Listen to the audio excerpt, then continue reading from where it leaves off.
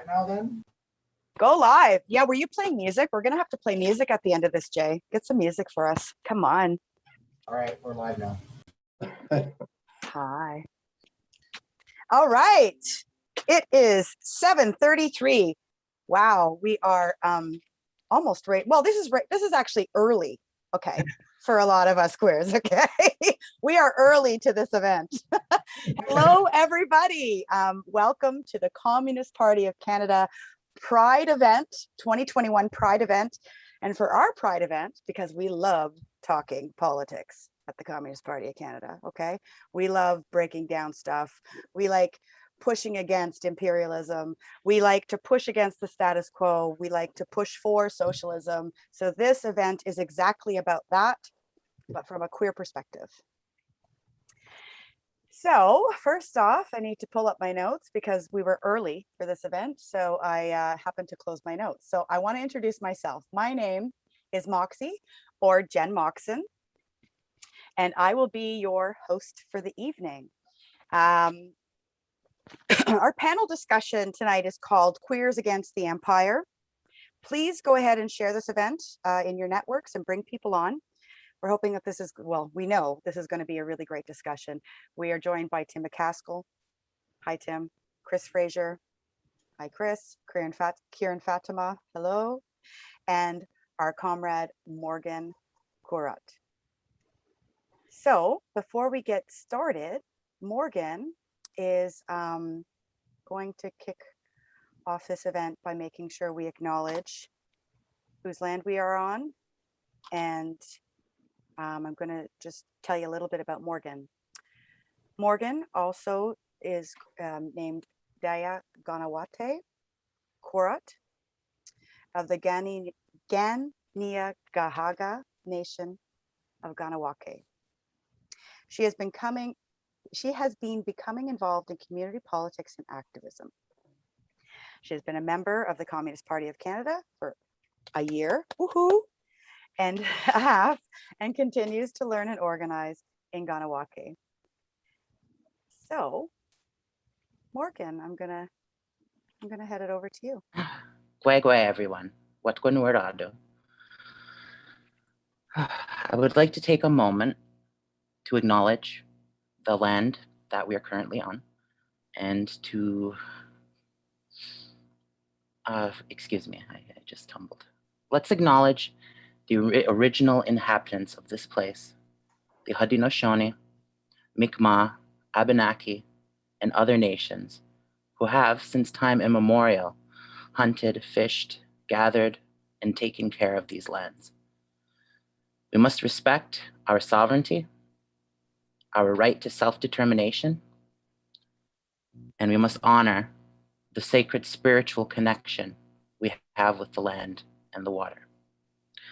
And it's also important to remember that land acknowledgements, they're nice to hear, but without action, they mean nothing. Nyawa, go. Very good. Thank you so much, Morgan. So today,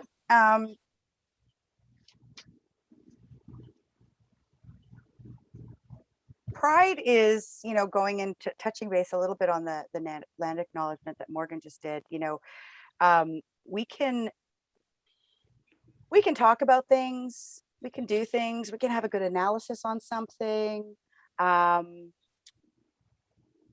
We can talk about anti-war, we can talk about anti-imperialism, we can talk about pushing against the impact of settler colonialism and the continued violence of it that's happening globally. And even within the Indigenous nations in Canada and Turtle Island. But what are we going to do about it? And of course, talking about it always helps to prompt conversations of what to do about it. So today, that's what we're hoping to kind of get into with our conversation. We're going to be breaking down pinkwashing, homonationalism, and the impact of imperialism on the queer body politic. So I'm just going to quickly introduce all three of the main guests who are speaking to a certain thing. And Morgan and I are going to be helping tease out some pieces of the conversation throughout. So Kieran Fatima is a writer and artist who was born and raised in Pakistan and lived in the US before coming to Canada. She has been a queer activist for over 20 years. She has an undergraduate degree in anthropology and sexual diversity studies from the University of Toronto. She is a member of the Pride Commission of the Communist Party of Canada. Hi, Kieran, welcome. Thanks for joining us. Tim McCaskill. Tim is a queer writer, activist, and educator. He joined the Body Politic Collective in the mid-70s, was part of the Right to Privacy Committee and the Simon Nikodi Anti-Apartheid Committee in the 1980s, AIDS Action Now in the 90s, and Queers Against Israeli Apartheid in the 2000s. He is the author of Race to Equity, Disrupting Educational Inequality and Queer Progress, From Homophobia to Homonationalism.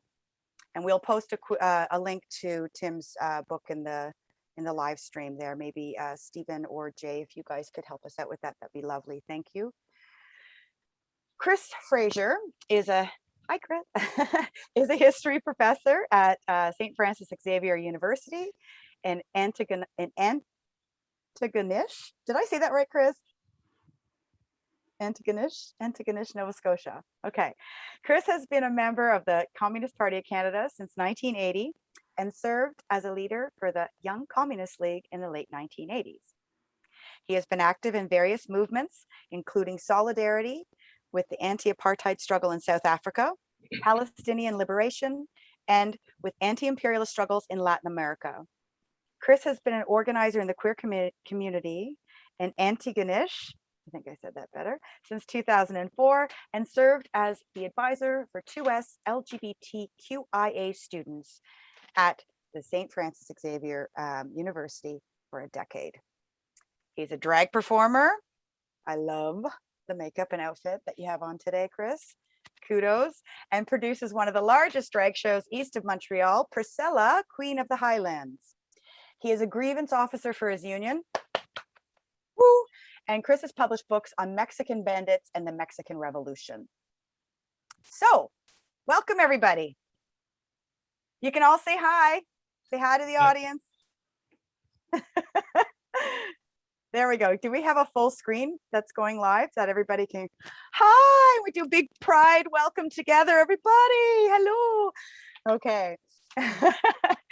So I know I'm going to throw it to Kieran now because Kieran had, you have a presentation, Kieran. Yes, I do.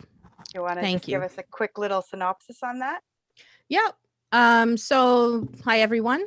My name is Kieran, and I'm going to be doing a short presentation. Well, hopefully it'll be short. And I'm going to share my screen for that. If we can do that. Okay. Wonderful. I like having presentations sometimes with these things, right? It gets just kind of breaks up the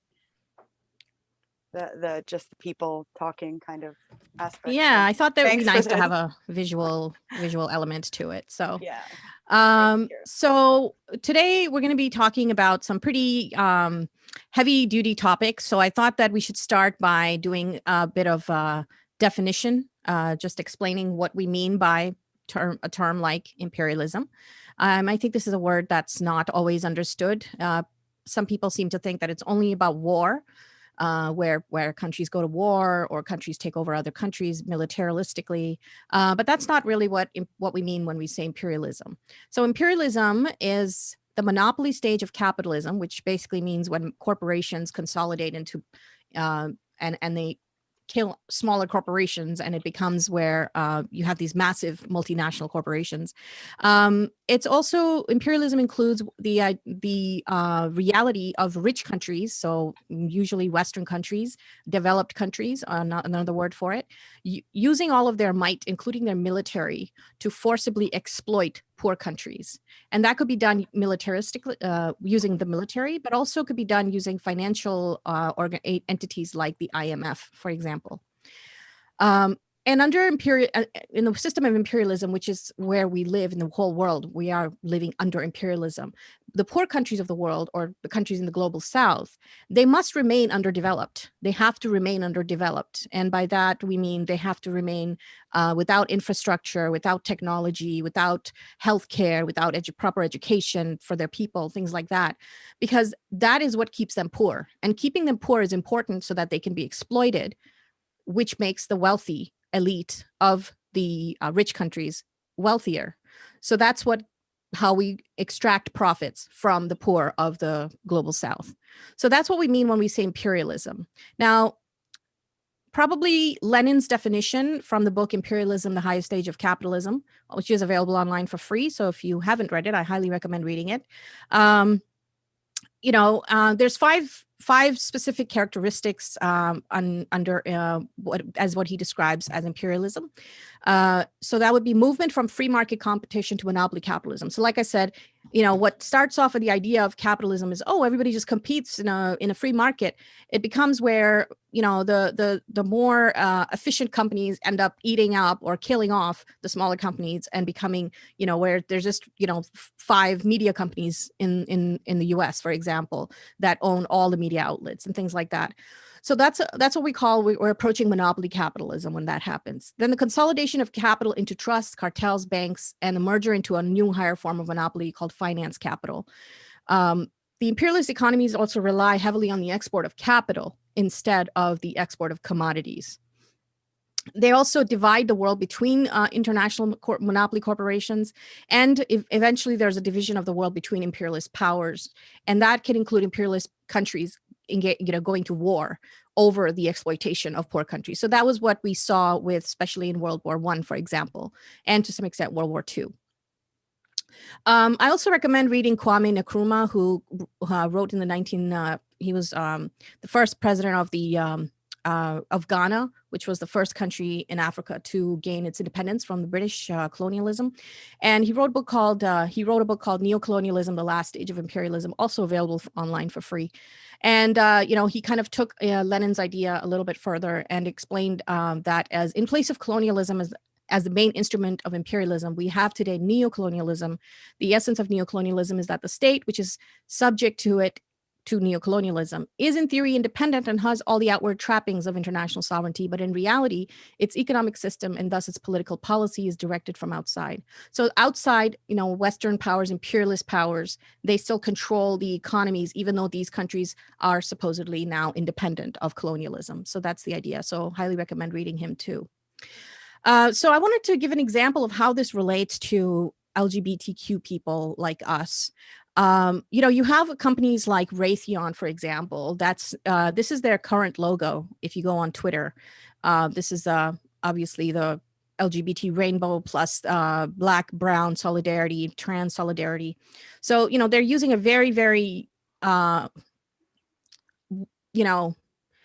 showing so much support for gay rights and LGBTQ rights.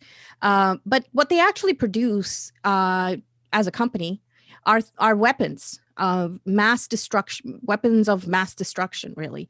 Things like the Tomahawk cruise missile, the Excalibur, I don't even know what some of this means, but high level, high intensity weapons. And they sell a lot of them. Now, as you can see, they're based in Massachusetts.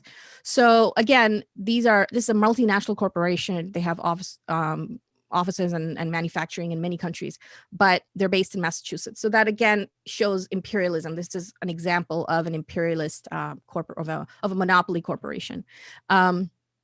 And they sell bombs to Saudi Arabia, and Saudi Arabia has been using the missiles and defense systems that Raytheon has manufactured to kill and destroy people in Yemen for the last 10 years.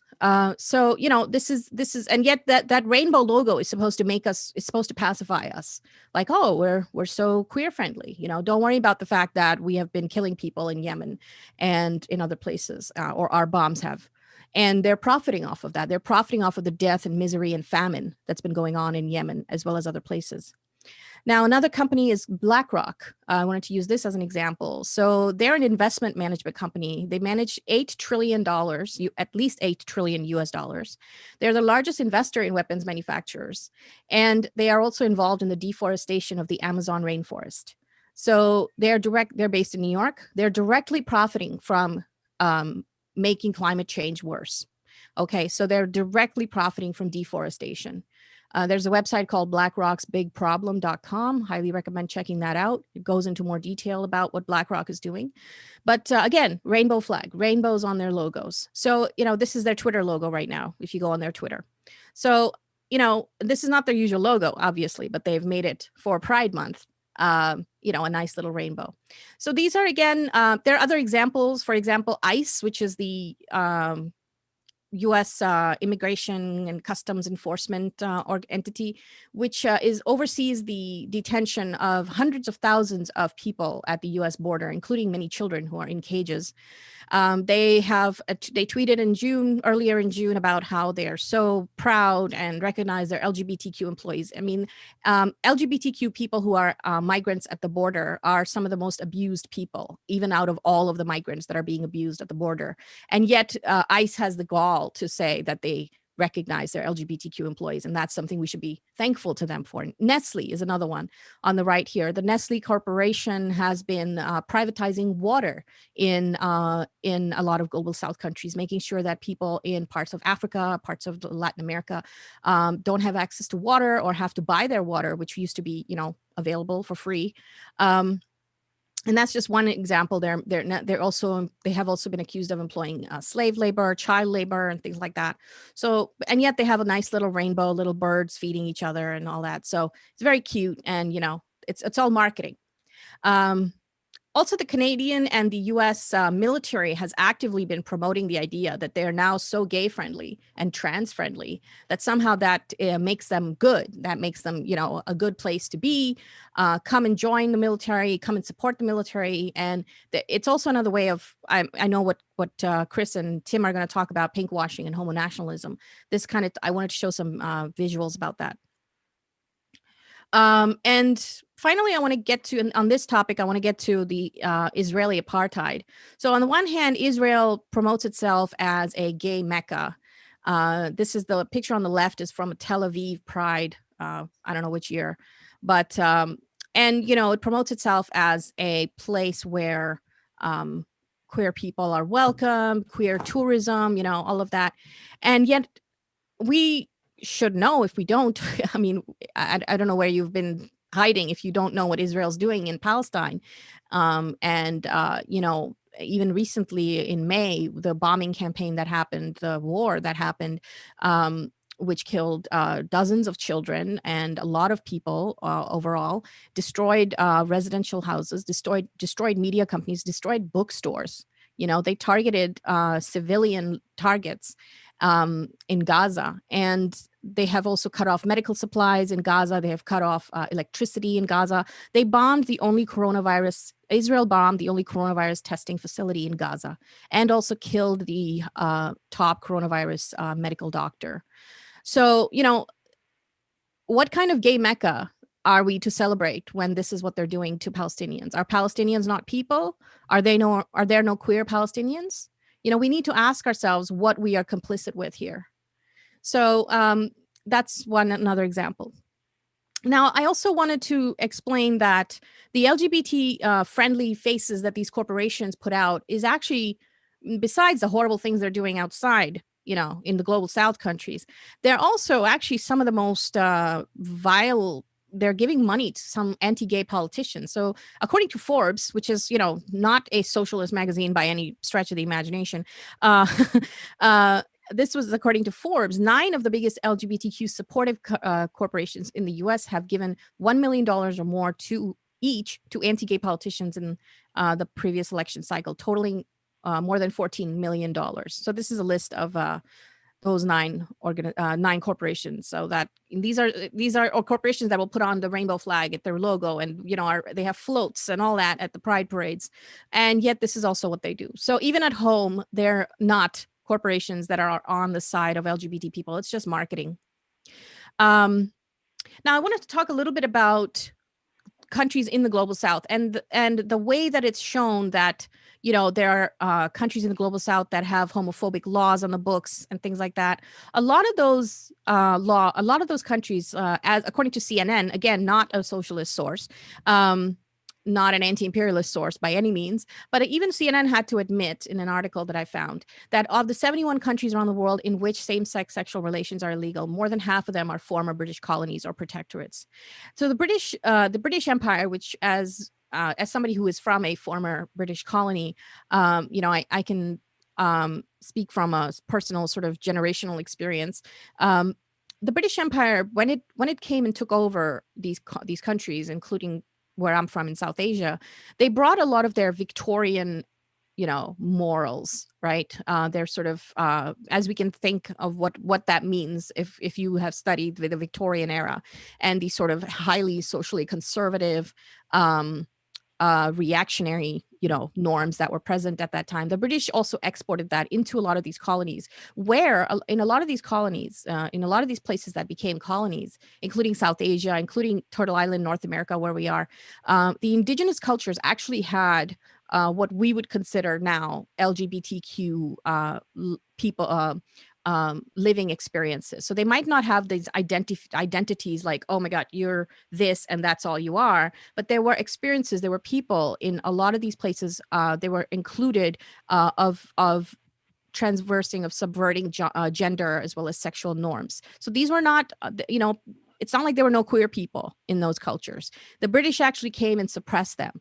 And especially in India, for example, there was, I think, the code was 377. The penal code was promoted, was actually put on the books by the British Empire.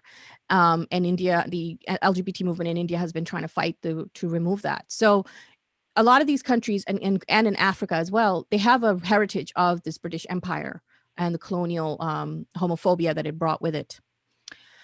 And I want to say that today, while, you know, back then the British came and they colonized these countries, and also the other colonizers, not just the British, and they brought with them homophobia, and they thought that these indigenous people who were practicing an open kind of sexuality and gender, they were savages, you know, they were backwards, they have to be civilized, they have to be made heterosexual. Now it seems like it's gone the other way, where Western style the identity politics of being LGBTQ, of being an identity. This is a very new concept. Even in the West, this is a new idea. There's a book called The Invention of the Heterosexual, I believe it's called.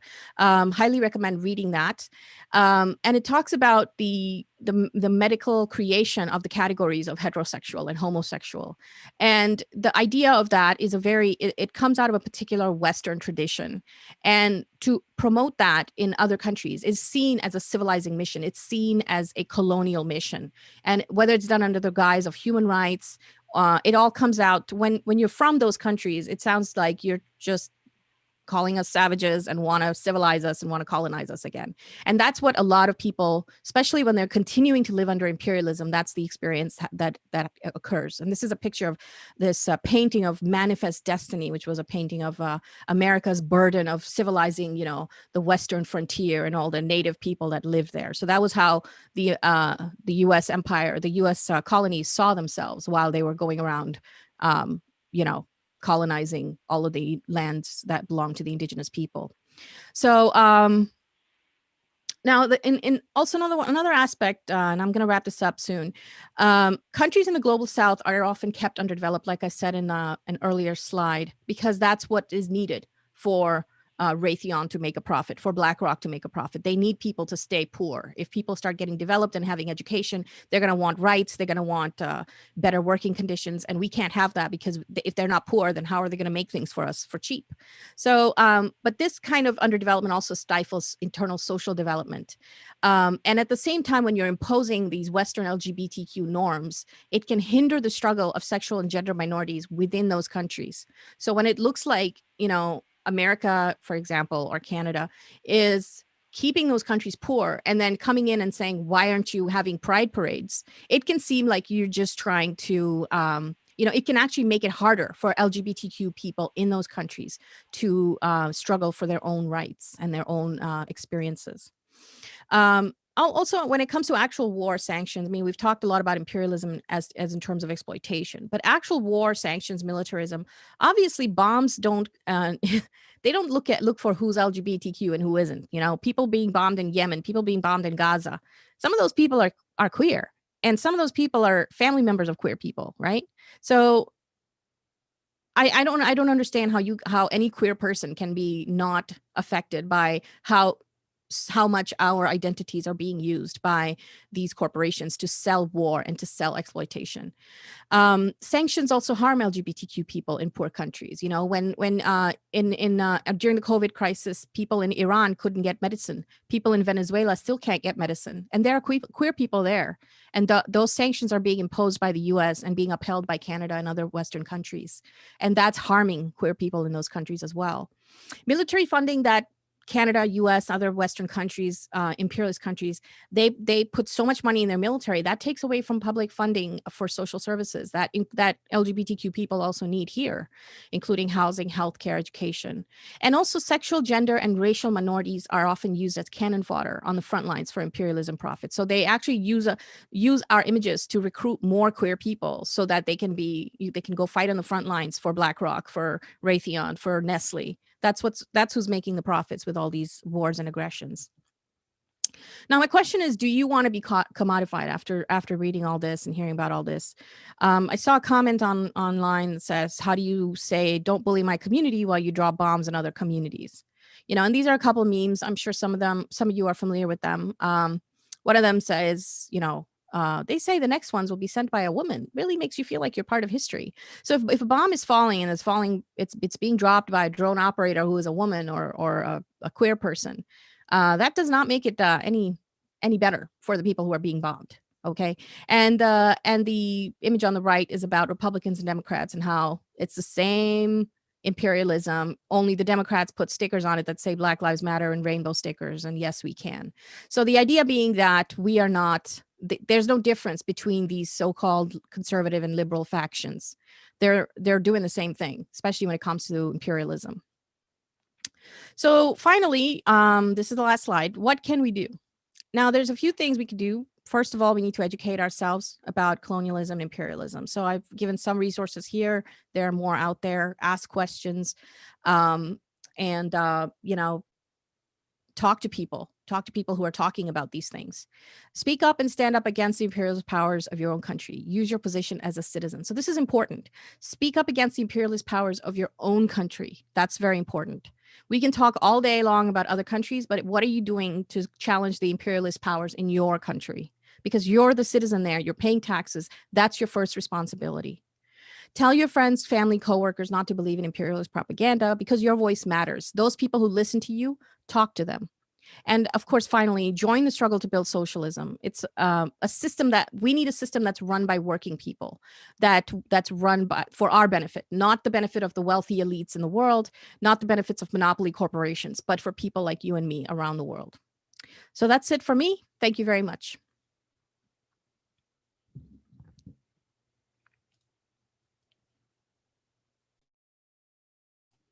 You're muted, Jen. Of course, we have to do that at least once. That was excellent, Kieran. Thank you so much for that. The images that you put out there, especially the one where, you know, the guy's got a pride flag in Tel Aviv with his little army camouflage army pants on. And then you see this, like the contrast of the bombed out Palestinian neighborhood. It's like, we can't, as queers, we cannot justify this kind of massacring and violence. And to Kieran's point about imperialism comes in many forms. It's not just war.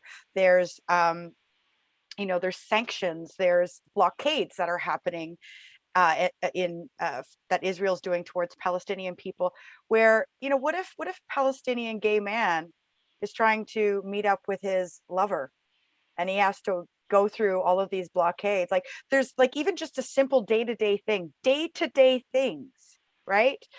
Somebody put rainbow bombs. Yeah, exactly. Yeah, Stephen.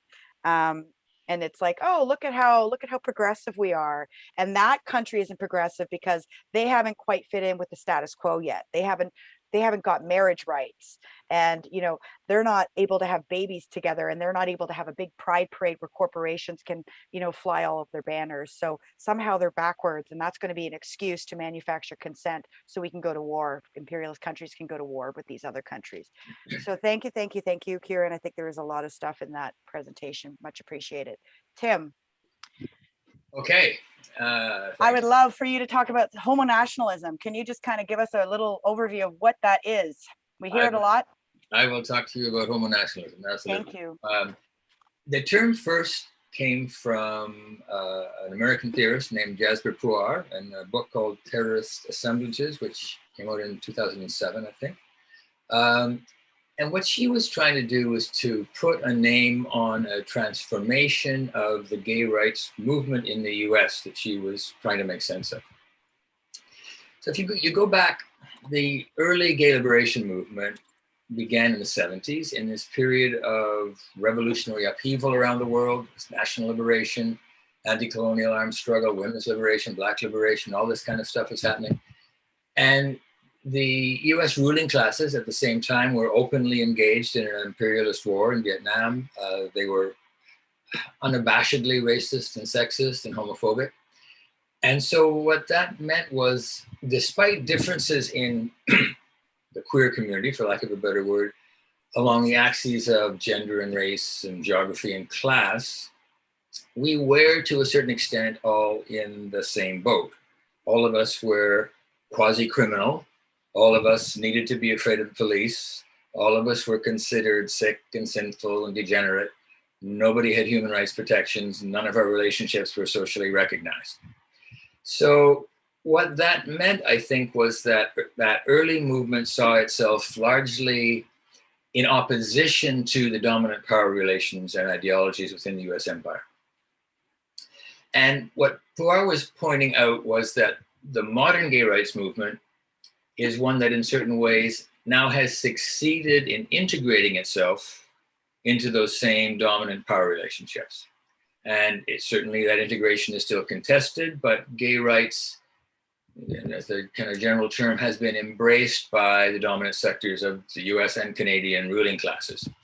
And further, as Kiran mentioned, it's now being deployed as symbolic of America and Canada's liberal civilizing mission.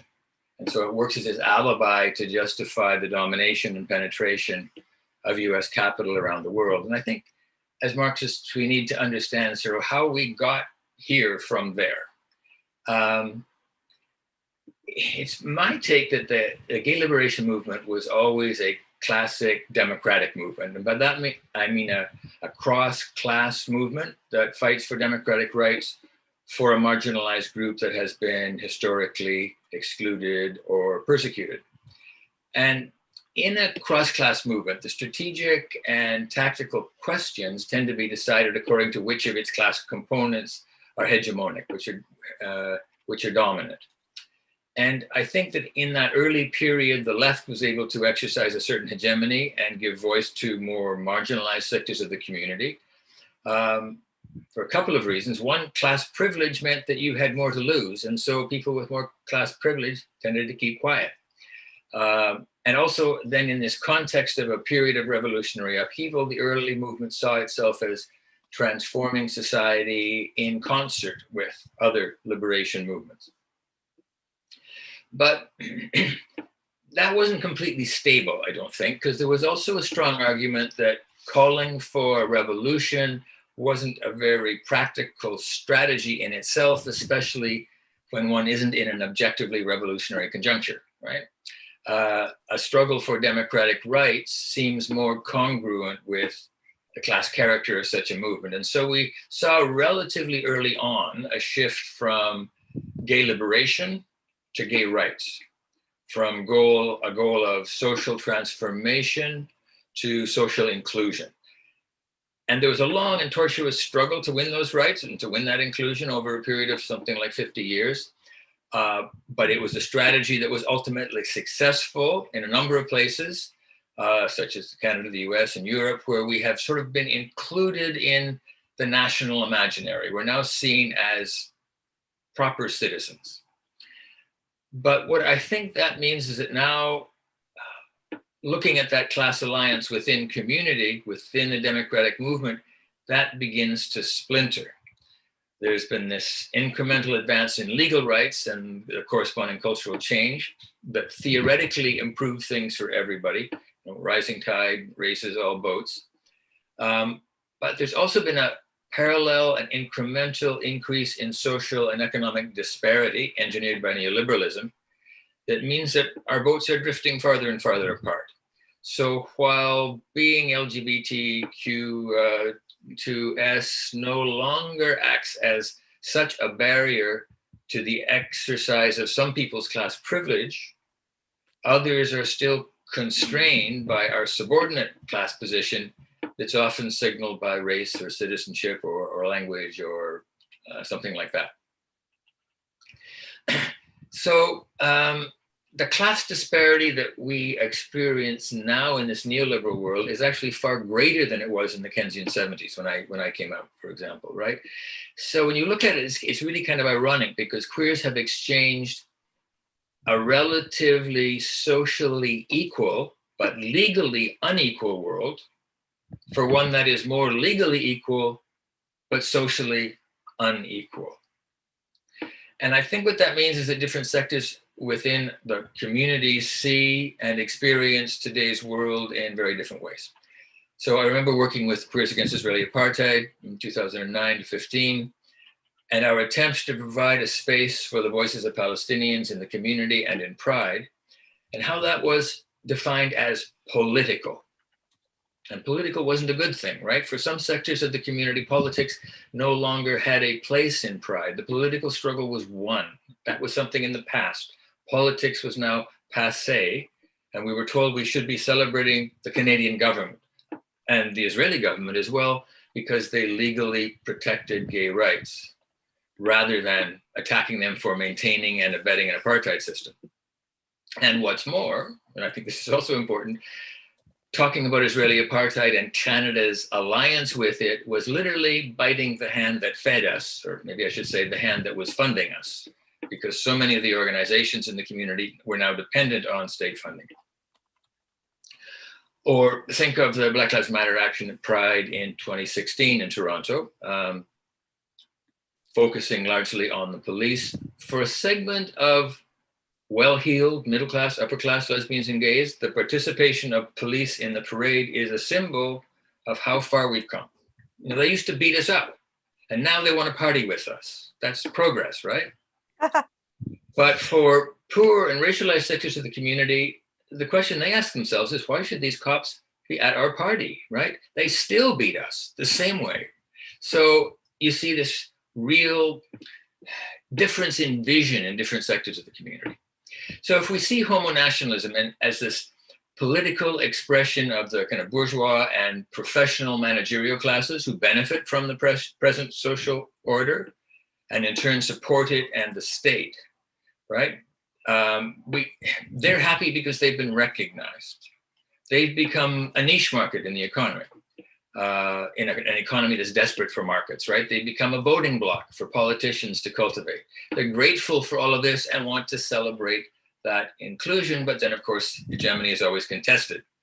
Others who still face oppression, who are still exploited, find themselves torn between, and I think this is interesting, they find themselves torn between wanting the nation to embrace them as well, or rejecting the nation that rejects them and demanding a systematic transformational change like the early movement did. But I think as we try to figure out what we do about this and how we intervene, we always have to remember that to be hegemonic means that the ideology extends beyond its class origins. And so, you know, thinking of one of the most marginalized groups, queer refugees, for example. Now, these are people who have escaped from situations where their most basic fundamental democratic rights are not respected, and in fact, their lives are literally in danger. And so they come to Canada, and that move and the democratic rights that they experience in Canada are for them, once again, quite literally a lifesaver. And I always remember this young Palestinian gay guy that we managed to get into Canada, and we went down to Church Street and he saw all these rainbow flags for the first time. And he started running up and down. He was half crying and half laughing, right? I thought, you know, he'd gone over the edge, right? And so you can see why he too would want to celebrate what the Canadian nation offers him, right? These kinds of people can also be attracted by homonationalist discourse. Homonationalism is hegemonic because bourgeois democratic rights do actually make a difference, even at the same time as they're deployed to pinkwash the Canadian state or to justify foreign intervention. And that makes the politics around homonationalism and what to do with it, I think, really quite difficult and complicated. So I'll stop there, and we can move on and probably get to some of the questions later on in the discussion.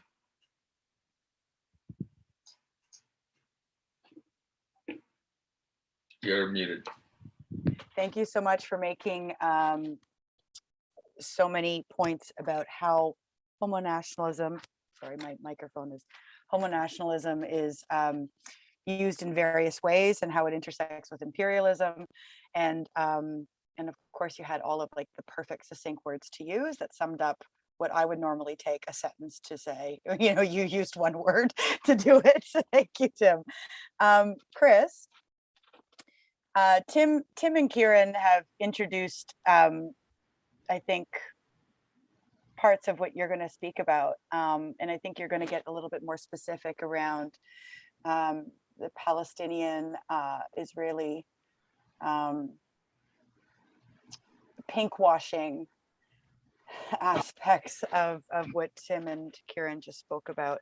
And you were in Palestine. Yes. Correct? Yeah. Yeah. Do you want to start telling us a little bit about that, or how would you like to start off? Just tell us about pinkwashing. And I will start with that. Okay. All right. Just because it was one of the most remarkable experiences in my life. So, but then I'm going to segue, and I'm going to build onto quite a bit of what's been talked about by Kieran and by Tim. And what I would like to do is just provide some examples of the ideological struggle that's happening both internationally and domestically about the way that queer issues get mobilized as a part of an imperialist strategy for waging this war. So we get sucked into it both domestically and the way that that it's framed internationally. But in any event, I'll just tell you about just very, very quickly. I was in the occupied territories in 1988 as part of a delegation from the World Federation of Democratic Youth. We'd been invited by the General Union of Palestinian Students to do an eyewitness report on the nature of the conflict that was unfolding at that time. This was the first Intifada, and it was largely a spontaneous uprising by young people in both Gaza and in the West Bank. And being without weapons, of course, they were engaging with the Israeli Defense Forces with slingshots and stones, literally. And it might have gone it might not have intensified, except for the media attention on some moments of extreme brutality in the way that the Israeli Defense Forces were dealing with some of these young Palestinian people, both men and women. And the scene that really, there was a live stream really of IDF personnel using stones to break the arms of Palestinian young people. And this was, you could see, we could watch this live and in news reports, and it was, I think, really horrifying and was not what most people were used to seeing. So it was a bit of a game changer, and I think part of the shift. But of course, Israel had substantial backing from its allies, beginning with the United States, and so it was continuing to intensify, and so we arrived in order to bear witness to what was happening. So I joined a group with young communists from Norway, Sweden, Great Britain, and Argentina, and we spent a little better than 2 weeks traveling around the West Bank. We could not get into Gaza, so we traveled around the West Bank. And I will tell you, that was no easy feat because almost all of the occupied territories had been declared a closed military zone, and there were army checkpoints just about everywhere. So I'm not going to reveal how we moved around that country, but we did, and we went to quite a few communities. We interviewed ordinary people. We interviewed activists. We interviewed medical personnel. We witnessed people being thrown from rooftops. We witnessed Israeli Defense Force soldiers shooting people and then actively preventing ambulances from arriving so that they started to bleed out on the spot. And in the midst of this was just this incredible determination to resist by young people. It just wouldn't stop them. And beyond that, there was a moment where the various factions of youth organizations, the various political parties, whether it was Fatah, whether it was the Popular Front for the Liberation of Palestine or the Democratic Front for the Liberation of Palestine, they began this practice of organizing demonstrations on important anniversaries for other organizations. And it was a way of showing solidarity and setting aside ideological and political differences amongst young people.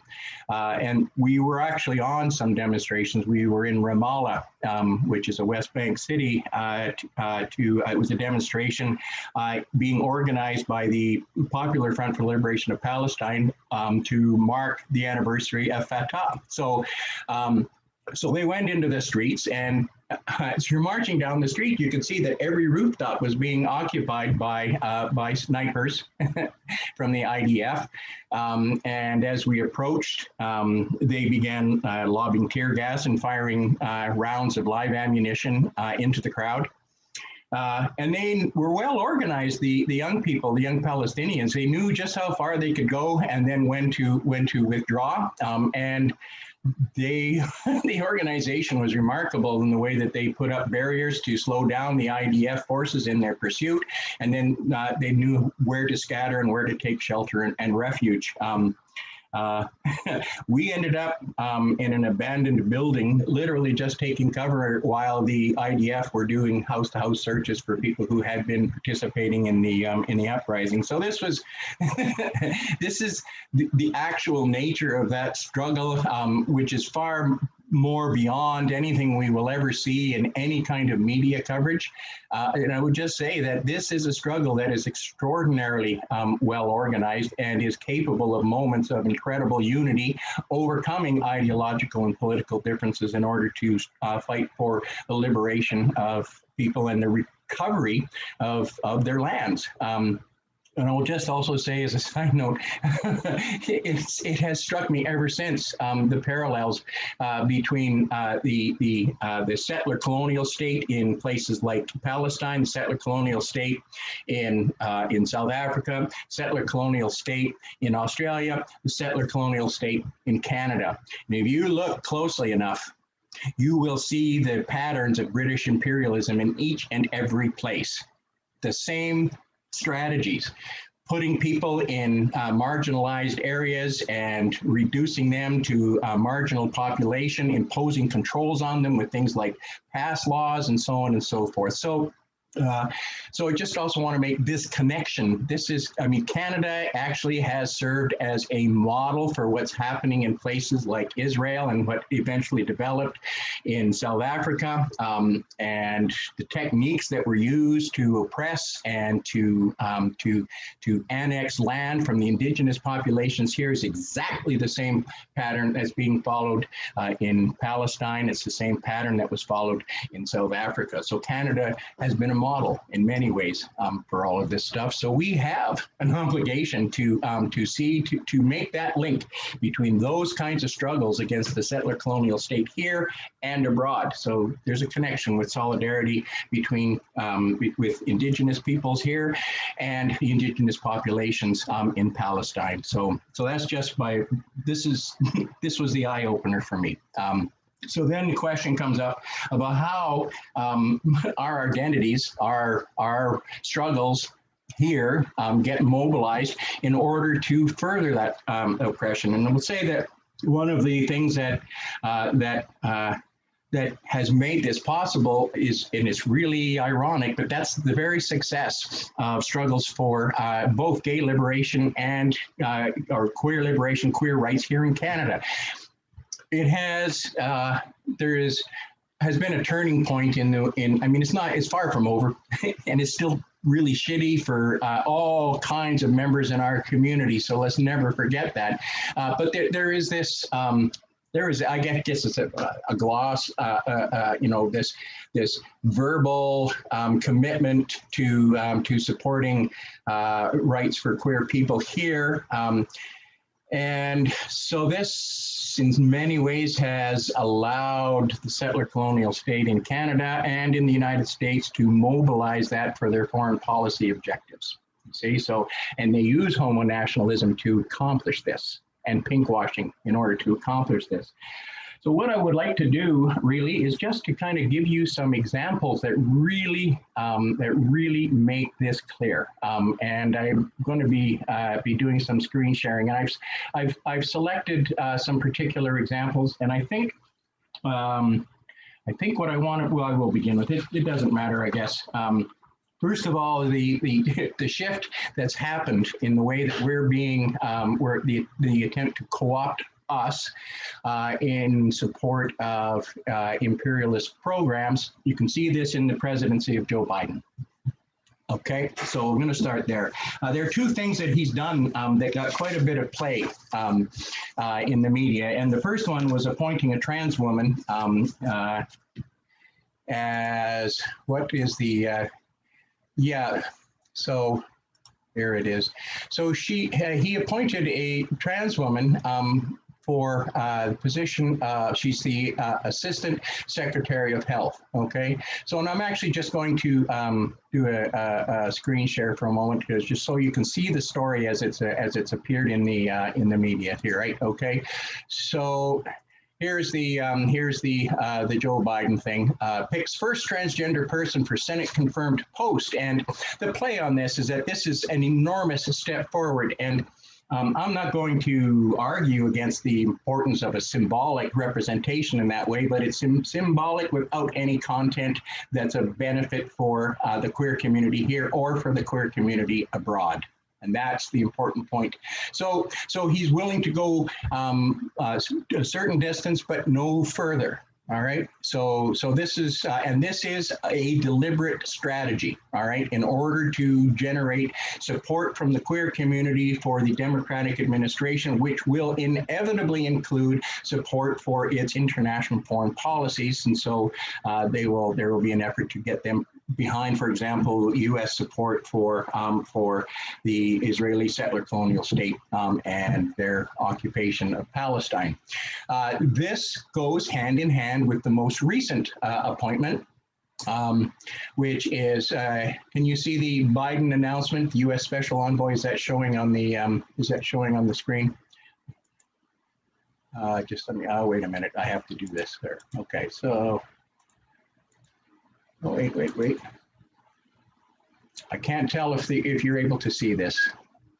Can you see, it says, it should say, President Biden announces U.S. Special Envoy.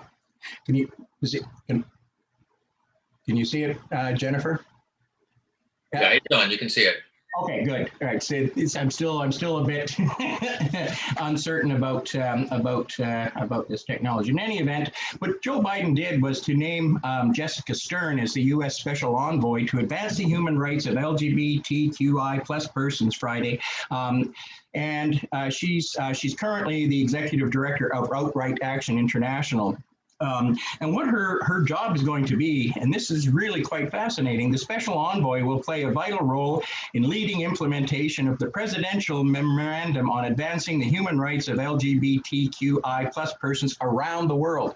So Joe Biden wants to create this image of the United States as leading the charge to liberate oppressed queer people in every corner of the world, without any kind of discussion of the kinds of things that Kieran was discussing with us earlier about the fact that U.S. foreign policy always ends up killing our queer siblings in other parts of the world.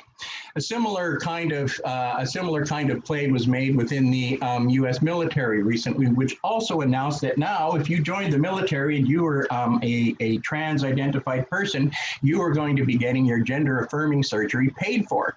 Well, that's a benefit that's not available to anybody else in the U.S. population. So what are they doing?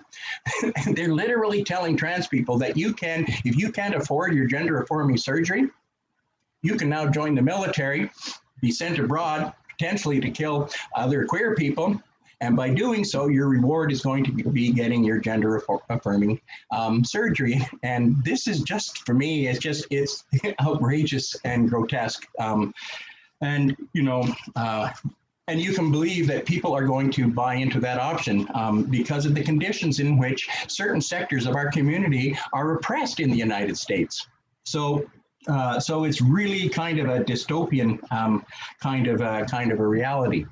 Now, so there is also this type of a mobilization happening in media, and I think it was possibly Jen who posted this a little earlier, and it was a post on Twitter, and I'm going to try and oh yeah, there it is. All right.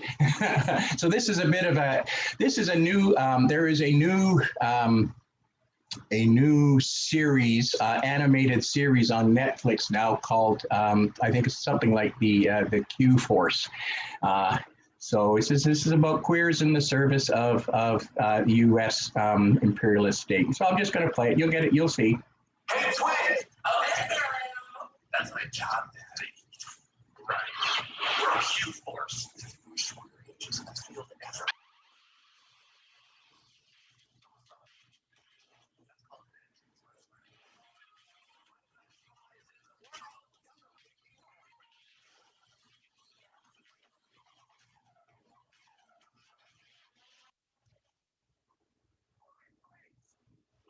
Empty. I wasted all my next money.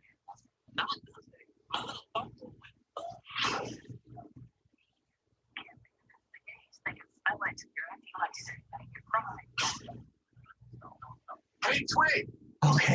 Okay. So there are so many things to say about this, but this is just so explicitly a co-option of actually stereotypes and really offensive ones in the service of U.S. imperialism. But this is how our struggles are, how the imperialism is attempting to co-opt our struggles in the service of their agenda. Okay, a couple more things about how all of this plays out. Venezuela, and this is kind of my academic patch too, and part of my political work towards solidarity with Latin America. Well, we all know that Venezuela is under duress as a result of U.S. sanctions, and part of that is to create opposition from the queer community here and in the United States to the Venezuelan revolution by portraying it as a homophobic state. Okay. Well, and I will point out who this article is coming from. By the way, it's being published by the Voice of America, which is the broadcast arm of the Central Intelligence Agency. So I don't know. I'm disinclined to trust a lot that comes out of the CIA. And you will see similar things about Cuba, articles that condemn Cuba for being homophobic without any discussion about the changes that have happened in Cuba. For example, the provision of gender-affirming surgery for anybody who wants to have it. And they don't have to join the Cuban military, but of course there's no discussion about that because the idea is to portray revolutionary transformation as something that's dangerous for queer rights. Couldn't be further from the truth. In any event, if you start poking around, and you can find these kinds of contrasts because there's lots of material that will pick apart and demonstrate why this narrative is actually quite cynical and untrue. But these are concrete examples of how homonationalism, pinkwashing, and imperialism are all used to mobilize gay and queer struggles and try to hook that into the service of imperialist foreign policy abroad, but also the oppression of communities here at home, because that's still happening. Anyways, I'm going to park all of that there, and we can move on to the other parts of our discussion.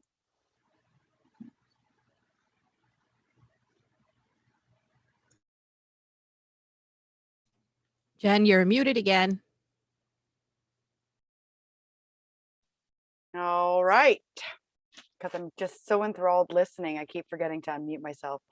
I'm really glad you brought up the ideas of sanctions and how that ties into pinkwashing.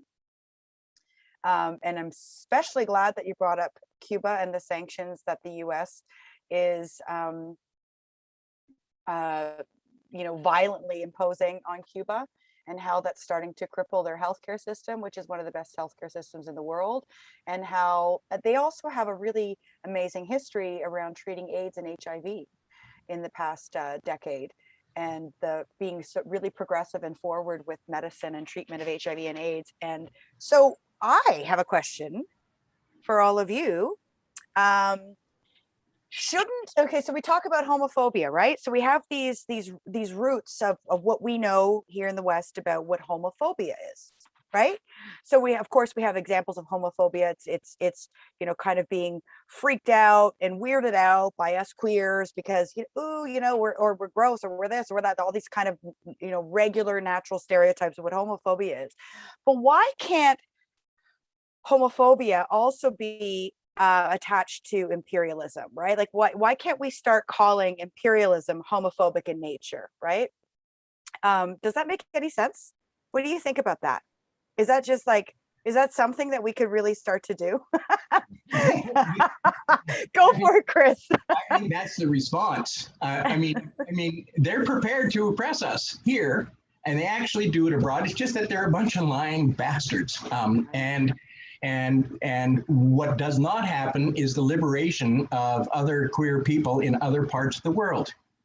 That policy just continues their oppression, and it puts their day of liberation that much further away.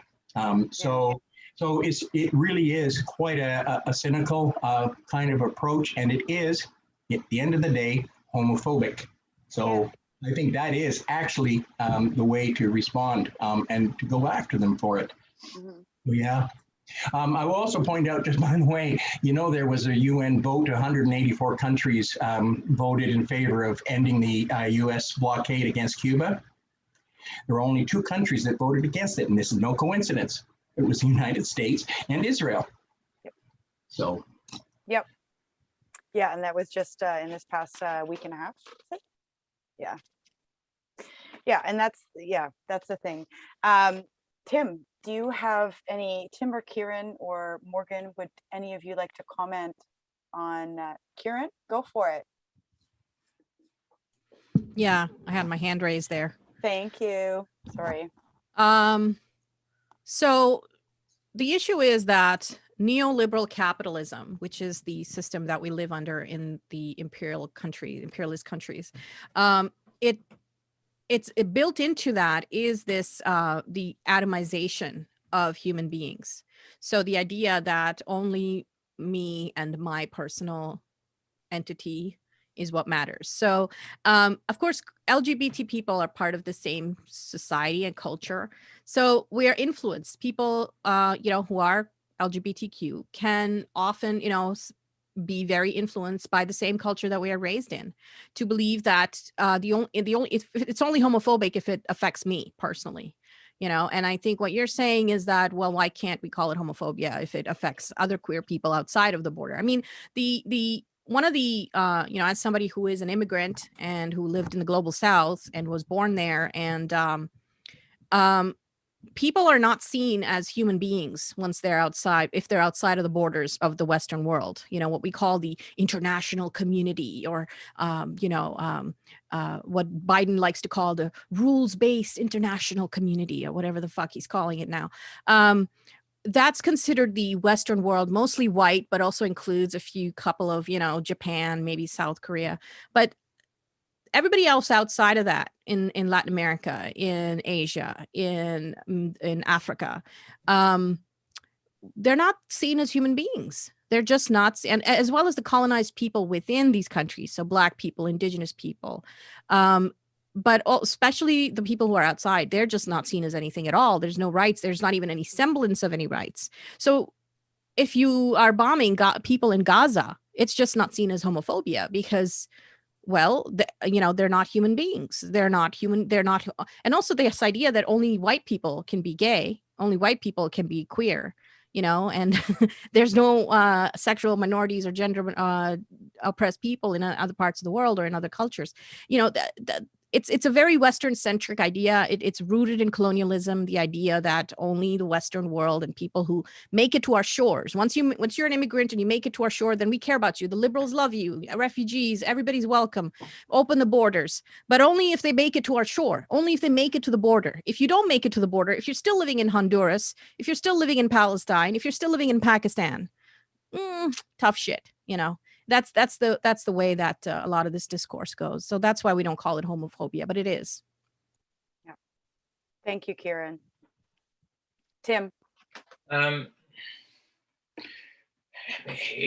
think it's a really complicated issue, right? And so I want to kind of disturb things a little bit, because what Kiran just said is often precisely the argument that US imperialism uses to intervene in other countries. Oh, we've got to go save the homosexuals there, right? And they were the arguments that the British used in terms of some of their early colonialism. We have to go save women, right? Women are treated really badly there, all of this kind of stuff. So the civilizing mission almost can deploy that argument in a way that serves its own interest.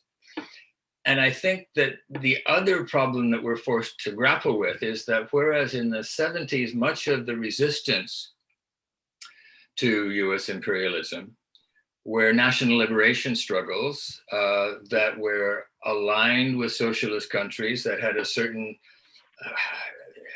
hegemony among the working class and the peasantry, that the people who are largely resisting American imperialism now are reactionary and petty bourgeois forces. Like it's the Taliban that are fighting the Americans, right? But,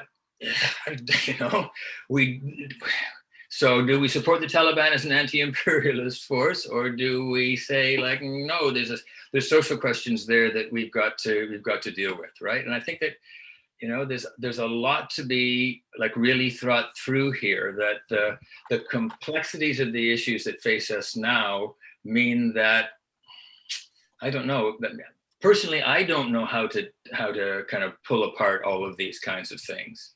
And I don't think we do a very good job of communicating that. So you can say, yes, imperialism is homophobic, but to the vast majority of people who look at imperialism, which is saying, rah, rah, rah, gay rights, and waving a rainbow flag, and countries that are resisting that, who are like executing people, they'll say like, what are you talking about, right? I mean, like, look, this is not the case, right? And so it's like really counterintuitive. So we need a much more nimble and thoughtful argument than that, I think, because it's just not gonna fly.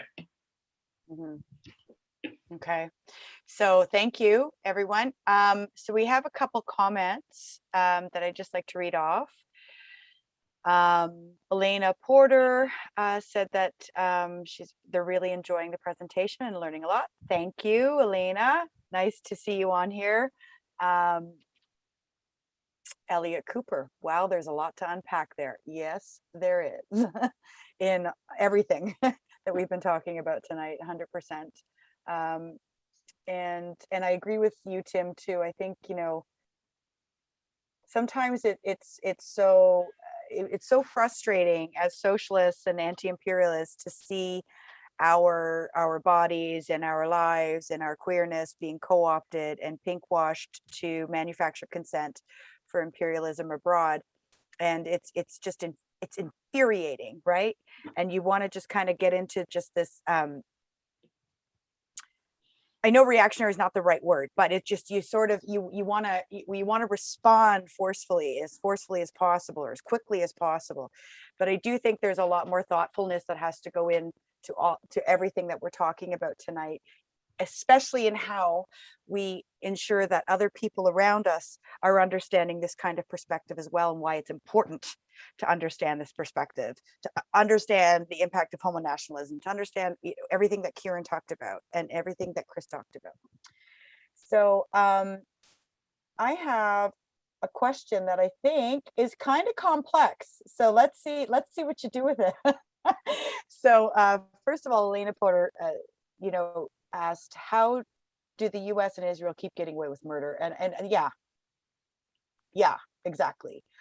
So there's that. And as well, Jane asked, what is the role of far-right religion in supporting imperialism and attacking the rights of queer folk?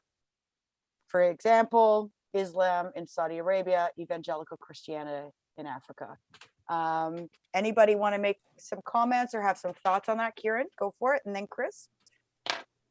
So first of all, I want to address what Tim said about the idea of we have to go invade those people to save the women and to liberate their queers. So the idea being that if I used to be one of these people who thought that, yeah, I mean, as bad as interventionism is, they are throwing acid on women's faces over there, right? And that's the idea that you kind of think when you haven't really done a lot of research. When I hadn't done a lot of research into what actually happened in Afghanistan, that's what I thought. And what actually happened in other parts of the world. The Taliban would not exist if the United States of America and the CIA had not fought socialism in Afghanistan and funded and armed the Mujahideen, who then in the variations of them and later on others joined, and what became now what we think of, what we call the Taliban, as well as Al-Qaeda. These, and I think this ties to Jane's question. The United States has supported Wahhabis, who are the most violent anti-woman, anti-gay, anti-Shia, anti-minority segment of, I don't even call them Muslims because they're not Muslim. They're a political organization. They're a political movement. They were formed in the 1800s, specifically with the help of the Western imperialist powers to basically keep the Muslim majority countries in a state of atrophy. So, but that's a different discussion. But my point is that those forces have been funded. The Muslim Brotherhood, these far right-wing reactionary fundamentalist or movements have been funded and armed by the same imperialists who now want to go save women from them. Okay, so look at Syria. The Syrian government is they're homophobic. There are homophobic laws in the books. I'm not going to deny that. But the people that the United States supported to replace the Syrian government of Bashar al-Assad are Al-Qaeda, Al-Nusra, HTS, Jaish al-Islam. These are actual beheaders of people they consider adulterers. So unlike Bashar al-Assad, who have regressive views about homosexuals, these people actually kill homosexuals. So, and yet you'll see some people online say that, somehow the U.S. intervention in Syria was justified because the Syrian government is homophobic. Bullshit, because the U.S. has supported the most far right-wing reactionary, fundamentalist, anti-woman, anti-queer forces in the world and has done so for decades. And that is why they exist. And that is why they're in power. In Pakistan, where I grew up, when my mother was growing up in Pakistan in the 60s and 70s, there was actual social democracy that was being built. There was a man named Zulfikar Ali Bhutto, who was a social democrat, who was the prime minister. He was beheaded. He was executed by the theocratic military dictator Ziaul Haq, under whom I grew up. I grew up under a military theocratic dictator that was a puppet of the United States. And he made Pakistan, he turned Pakistan back by 20, 30 years. He made women go back and wear headscarves. He took women away from media jobs. He put women who reported their own rape into jails where they were then raped again. Like there was a huge regressive like move that happened in Pakistan in the 80s when I was there. And that was because the United States needed Pakistan to stay underdeveloped, which is what I said in my presentation. Pakistan had to remain underdeveloped so that they could continue to fund and arm and train the Mujahideen to fight the Soviets who were funding and propping up socialism in Afghanistan. So the US has done all this to fight socialism. The answer is socialism because that's what they're fighting. And that's the only thing that can actually liberate all of us, including queer people and women. Yes, and Yuri says, spot on, Kieran. Excellent points. I think Jan Z also made a comment that anti-imperialism before anything else, and I feel like that was a huge part of your underlying sentiment there, and also taking into account like the propaganda used around perpetrating wars, and the lies, the literal lies that Western imperialist core uses to make sure that, or to try and make us believe that something really horrible is going on. And yes, indeed, sometimes there is, but the kind of convoluted propaganda manufacturing of consent machine is dangerous, and we have to be aware of that. Chris, you have your hand up. Please go. Comment. I can. I'll be real quick. I just. It is a difficult question. There are ways to approach it, I guess. And what I want to say, I guess, is that what are the conditions if we're interested in seeing queer liberation in colonized countries? We have to ask, what are the conditions under which that can happen? And that's what we struggle for, is to help to support the struggles that are occurring in those countries by say, whatever parts of a queer community exist.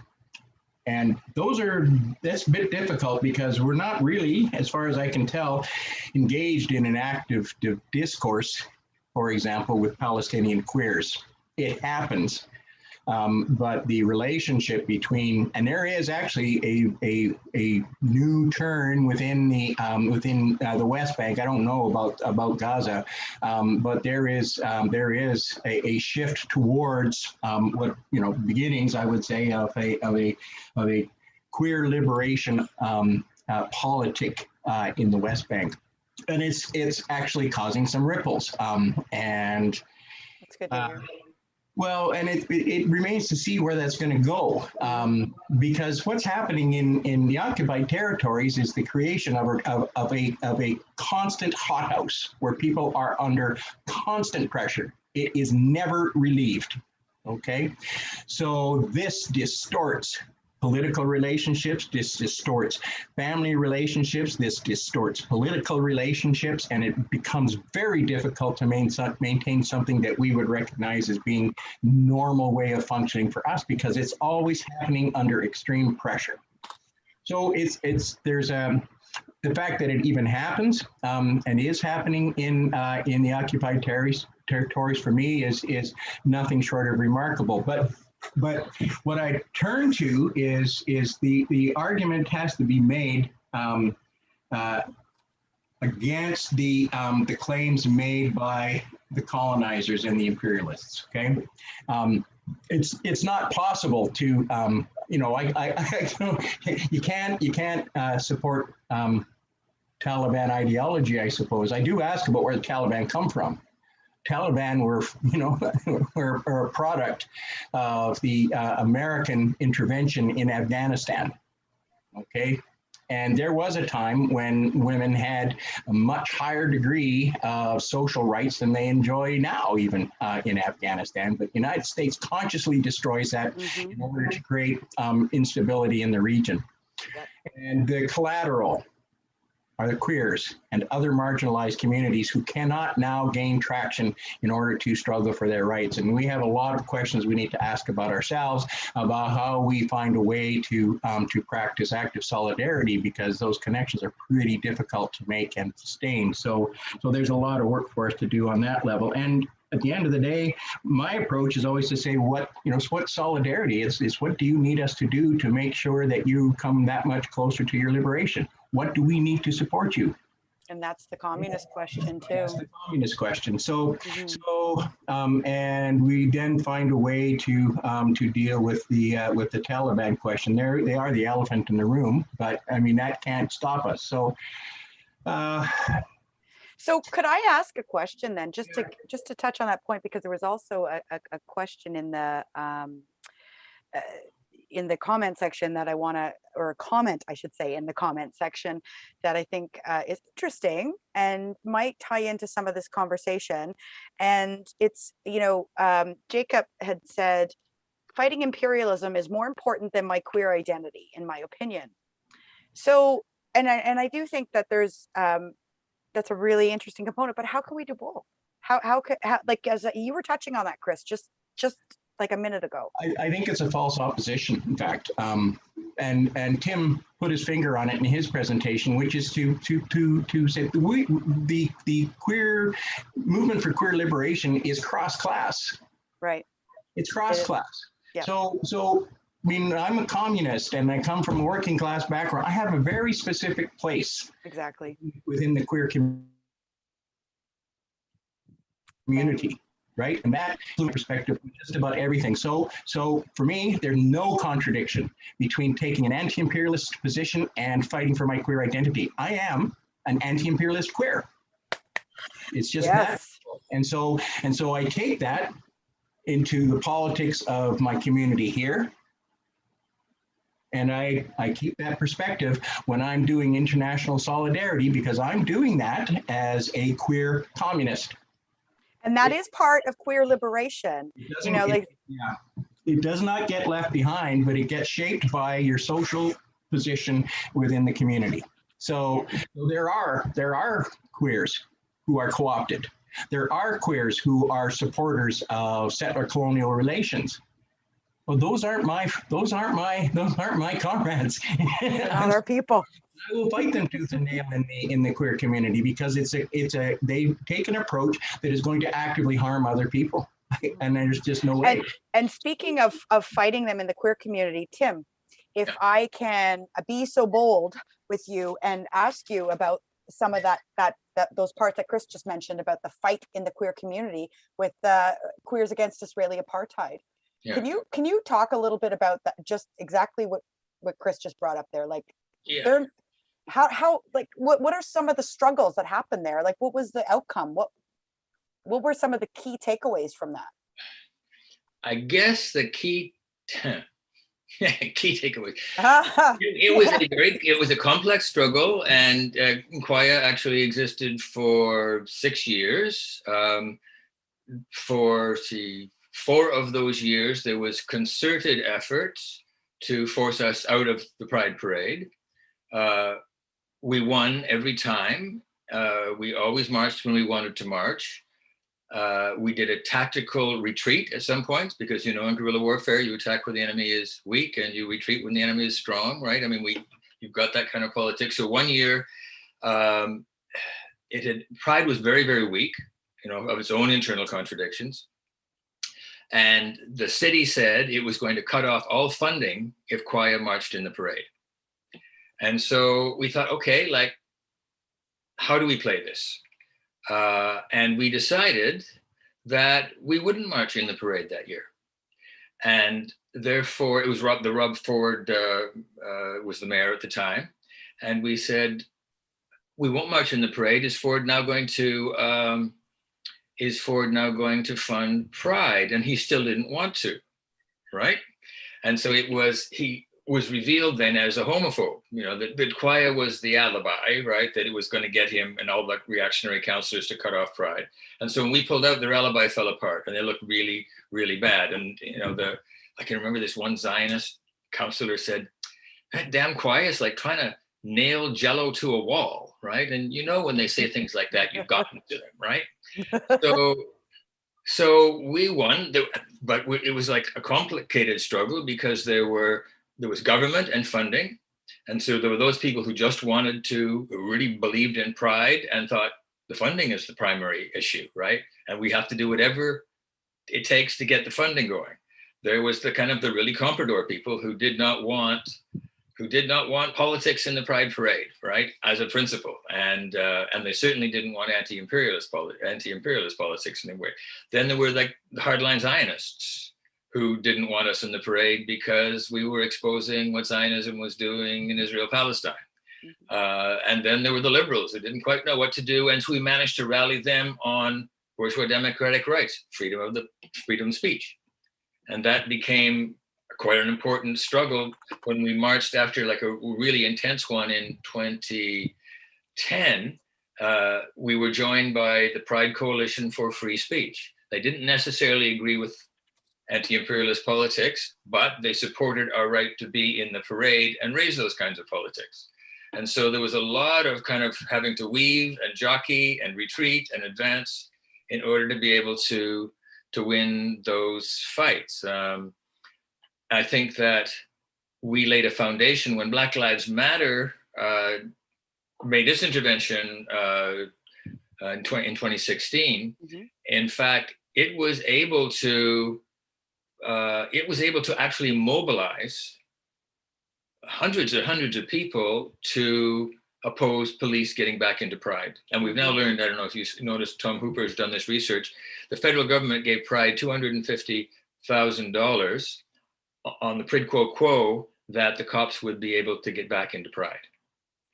And so the executive director of Pride took the money, agreed to do this, and then tried to like push it through the membership, and she kept losing. And so now there's a bit of a scandal because they took the money, they didn't deliver.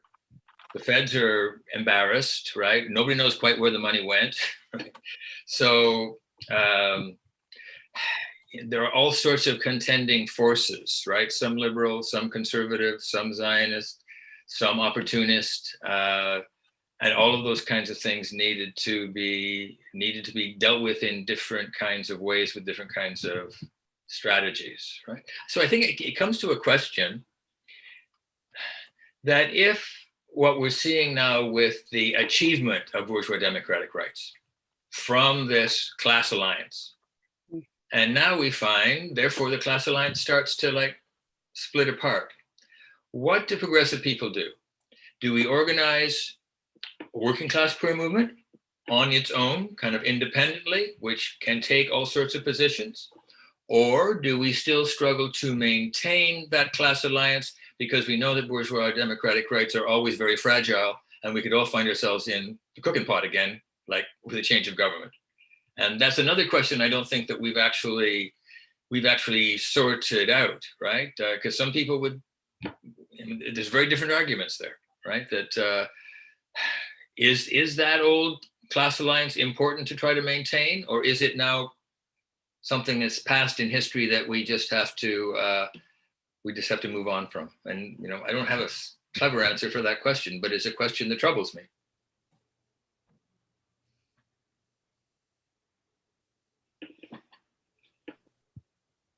Kieran, go ahead. Sorry. Keep forgetting to unmute myself. I'm usually much better with this stuff, but go ahead, Kieran.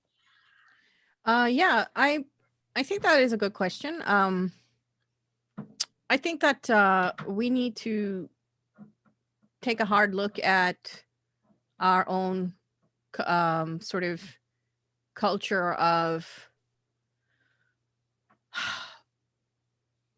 self-absorbed narcissism, which is what a lot of capitalism engenders in all of us.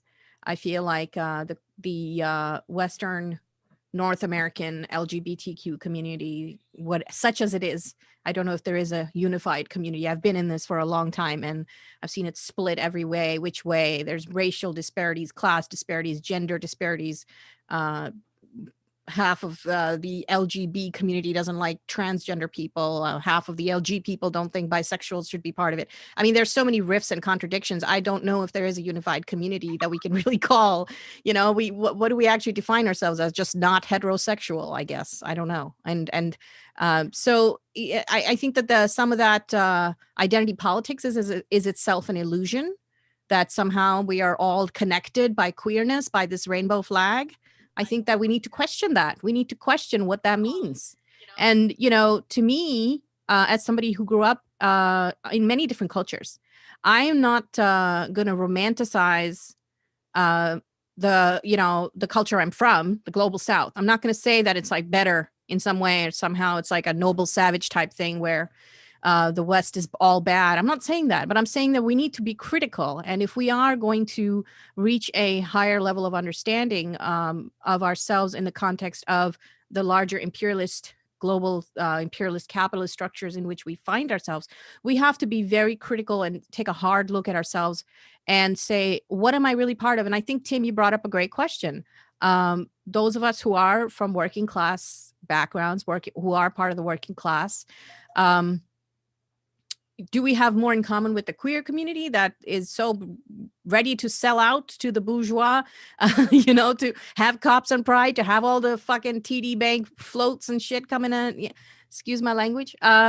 Or do we have more in common with the working class community, which sometimes can be homophobic, can sometimes be transphobic? So we find ourselves in that weird quandary. But I think that for me, it's like, you know, what somebody said earlier, that anti-imperialism is more important than my personal queer rights. I think there's something to that. I think we need to start thinking of ourselves as part of a collective, of a global working class collective. Some people are not going to get it right away. We can talk to them. We don't need people to be born completely accepting and understanding of who we are. Maybe we need to talk to people. Maybe some people can see us as, you know, see the humanity and see us not as these. One of the reasons there is a backlash is because of this commodification. That is what creates a backlash against LGBT people, you know? And then the more we buy into it, the more we promote it, the more we perpetuate it, it gets worse. So we need to take a real hard look at what does it mean? What community are we actually part of? And what does it mean? I'm not part of a fucking white bourgeois, community that, cis male, that is actively invested in BlackRock or, supports Zionism. Like, I'm not part of that just because you're gay. I don't give a fuck, So to me, it's like, the working class person who is against war, who is instinctually against that, maybe doesn't understand why or how they're being screwed over. Maybe we can talk to that person. I'm more inclined to talk to that person than to the bourgeois liberal who is actively involved in imperialism and who is benefiting from it and who was pro-imperialism. To me, that is a bigger threat, personally. I'm just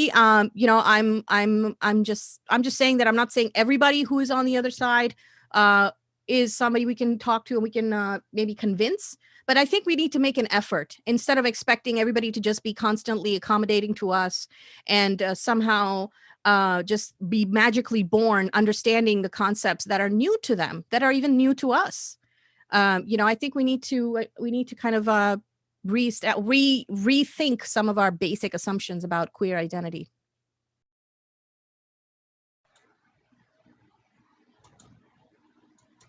I'm going to jump in.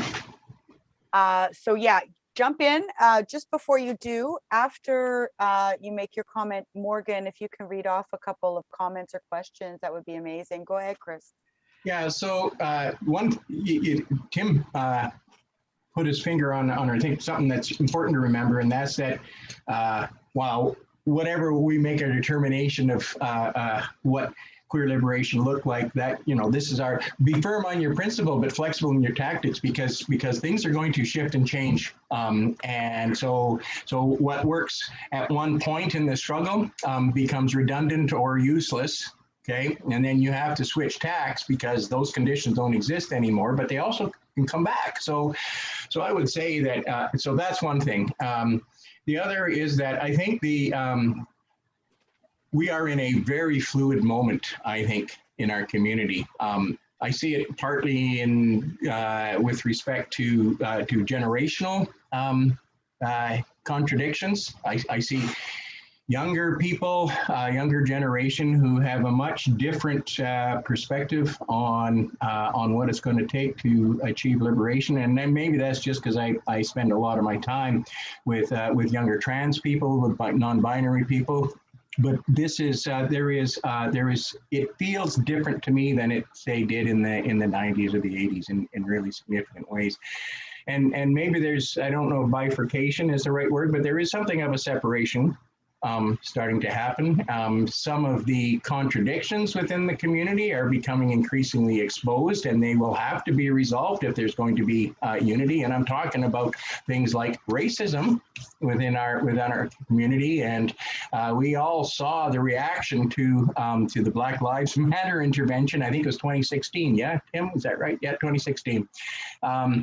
And clearly racism is alive and well in the queer community, isn't it? Right? You know, what you heard was, well, what the hell has that got to do with our struggle? Right, exactly. Our struggle. There's that homonationalism, right? Our struggle. When they're carding Black people, when they're beating Black people, they don't pick out some kind of a meter to say, oh, this one's gay, we can't beat up this one because they're an ally. No, it doesn't happen that way because they don't give a shit. Exactly. But we do have to come, and this is a practical job for us to do if we are serious about unity. Unity doesn't happen when you backpedal away from your principles or your needs. It requires a process of argument, conflict, discussion, and sometimes unity ain't going to happen, and that's just the way it goes. But if you can achieve it on a principled basis, then you're going to have you gain greater leverage. The problem sometimes is coming to the determination of what is that principle, and sometimes that's also determined by the moment we're in and what has to happen now. So it's be firm on your principles, flexible in your tactics. The other thing is that I do think there is a growing presence and focus on a working class component in the queer movement. We see it with the behavior of unions, for example. There are very few unions these days that don't have some kind of a committee or commission to address queer issues. It's really diverse about how good that is. I mean, it's really uneven in lots of ways, but it's there. And I also going to say that this panel is about focusing on how we bring class into the and our class perspective into that struggle. Mm-hmm. So, anyways, that's all. That's just some observations that I wanted to make about that. I'm actually glad you brought up the union stuff because I think there is a lot to be said for being very active in your union. You can take a lot of the discussion that we had tonight, for instance, you can bring that into your equity commission within your union, and you could start to fight for an anti-imperialist agenda within your union and the anti-imperialist support that you and try to sort of build momentum towards your local and your union going towards that stuff. And yes, it's a hard fight. Go ahead. Yeah. Can I just actually want to talk about an experience that I had that brought some clarity in my own mind to this. Sure. And this was when I was on strike in 2013. So I happened to be the strike coordinator for that. So this was, I'm a control freak. I like to make sure everything is taken care of. But we use leverage in order to develop a stable picket leadership and also work towards strengthening the unity of that strike, which ended up being a 3-week strike. I leveraged the work that we'd been doing, building a queer community in St. FX and in Antigonish. And it's really important in this sense to understand the context is all important here because we're a small community. We're 5,000 people in this community. So, some things carry greater or lesser weight because of that size, and you become more or less exposed in the community, and there's all kinds of dynamics that happen. But I will tell you that we got a lot of support from the queer community because of the people who were involved in leadership of the strike. And there was a significant proportion of us who were picket captains and also coordinators who were queer and known to be queer. And so we get support from the queer community in Antigonish around that, you see? So, yeah, I mean, so I going to use the word dialectical. There's a dialectical relationship here, right? So your work in one movement can be leveraged into making gains in another movement. And for me, it's always about how I can close the gap between the queer community and the working class community here in Antigonish. I don't really bother with the Chamber of Commerce, although when they excluded me from their election candidate, I went there in drag. Good for you. None of my platform was of any opinion, but those bastards didn't have the right to exclude me. So instead of getting, fist-looking Chris, they got drag-looking Joni. So. Oh, and you know what? You're so gorgeous in your drag, I gotta say. So my partner Susie did a little peek on our because the live stream looks different from what we see here as people in the panel. So yeah, and then my partner Susie kind of leans in and says, "Wow, Chris looks stunning. Oh my gosh, yes you do. You all look stunning. Don't my phone number, please." I know. I feel like, geez, man, my makeup just isn't quite. It's not quite up to par. Yeah. But Morgan, you wanted to put forth a question to the panelists from the audience. Yep. This one's by Brendan. Their question is, could the panelists speak to the roots of queer oppression in the imperial process of settler colonial dispossession / genocide in North America, which also laid the foundation for capitalism? Yeah. Wow. That's a thick one. Yeah, I thought that was a good one as well. That is a good one.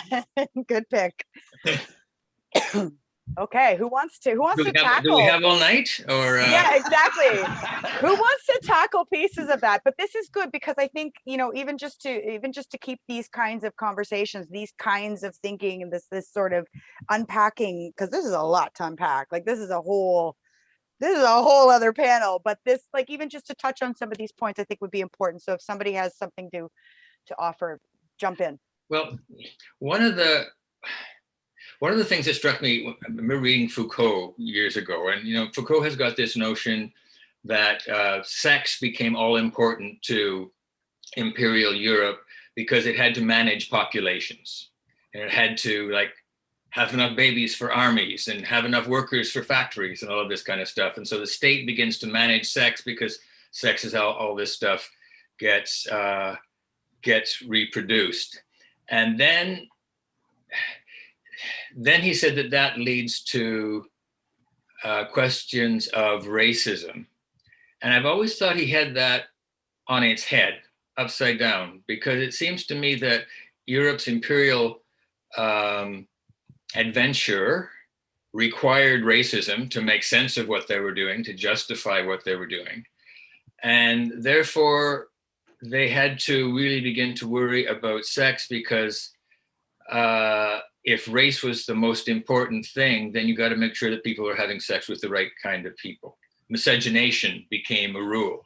If you started mixing the races, then you lost the grounds for that superiority in terms of your ideology. And so it's always seemed to me that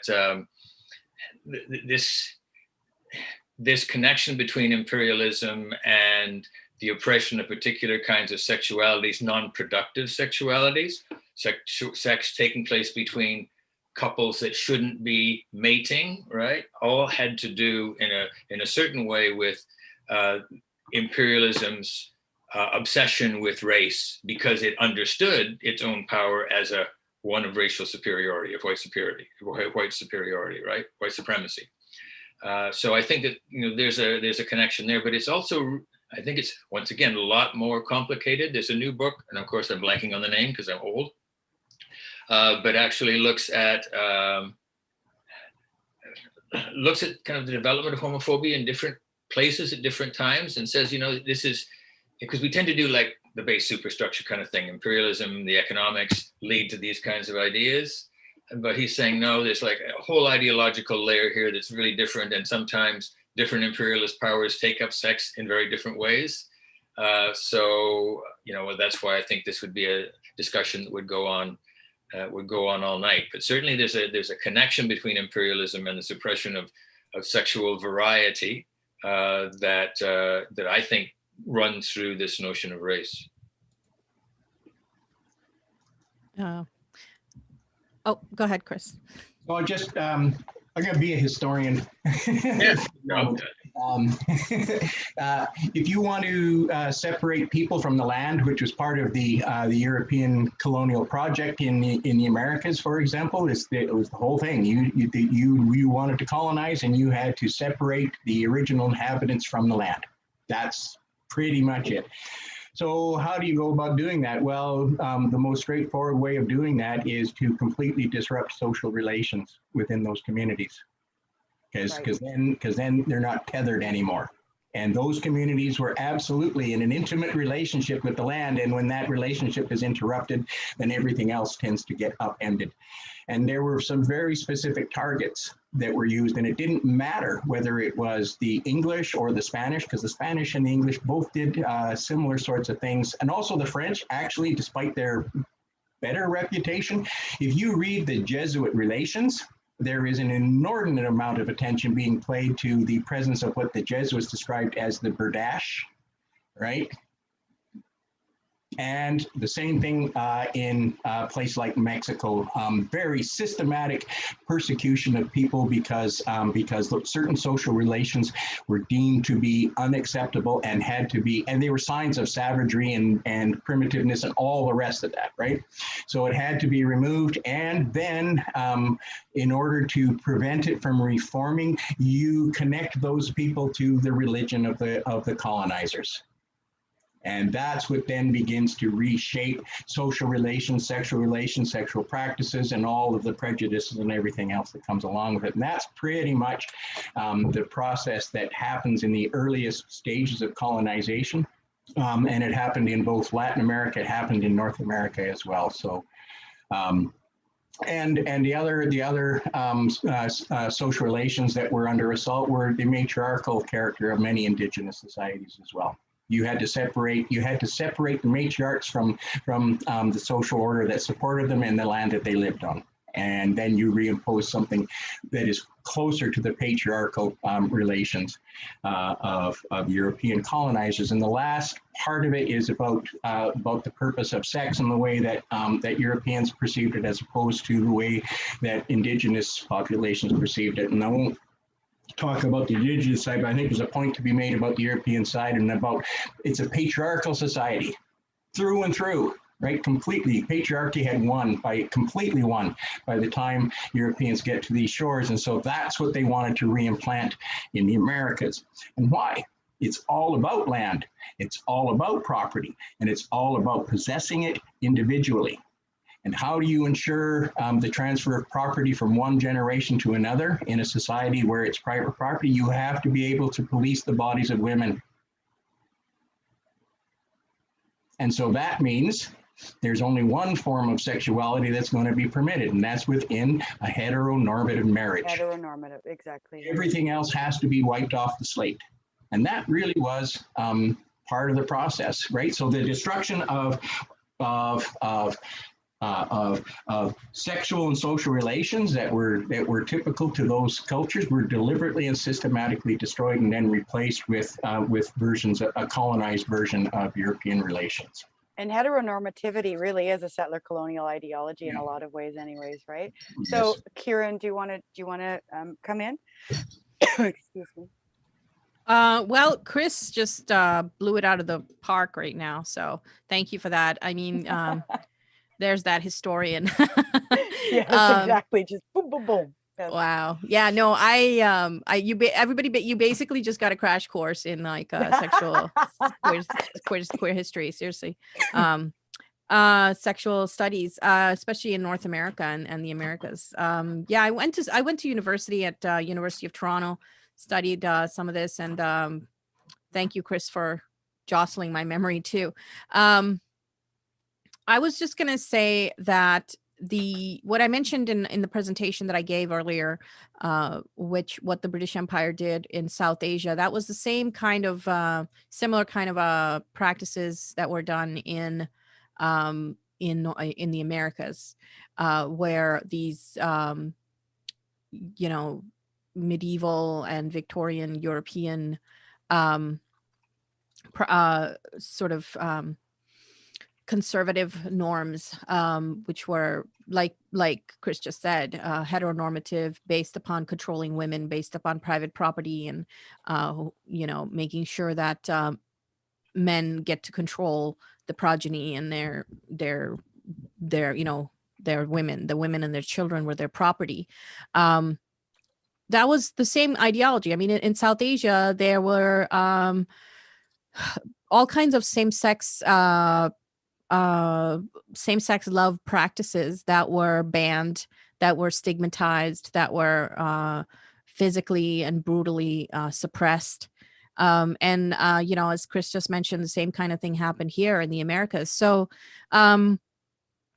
one thing, I was just looking at the comments in the YouTube, and there's some great comments in here. So I hope that this chat gets saved, because I'm really loving the comments in here. So thank you, everybody, for your comments and questions. The idea that, I'm just going to look at that. Basically, the idea that imperialism has to be overthrown, and then there has to be, a lot of it is like, what do we do? What do we do? How do we deal with it? I do think that our role as LGBTQ identified people living in the imperial core, especially considering the relative, I'm going to emphasize the relative privileges that we have here in Canada, which have been long fought for by our queer elders. So, I mean, there's no question about that. And I think we need to honor that, and we need to continue the fight here for sometimes those elders. There's a lot of LGBTQ elder abuse that goes on in like long-term care homes and things like that. So there's still a lot of places within the Western countries where queer people are still marginalized. So besides youth, trans people, people of color, queer elders are also a lot of times in very precarious positions. But I think that whatever little privileges we have, it is our role to join anti-war and anti-imperialist organizations. I mean, like literally join them. Go and get involved in your local anti-war, anti-imperialist organization. I'm actually part of the Canadian Peace Congress, and that's one of the reasons that I'm in that. I was recently elected as vice president, and one of the reasons that I'm in that is because that is why I'm in it, is because it's anti-imperialist. It's probably the only actual anti-imperialist organization in Canada.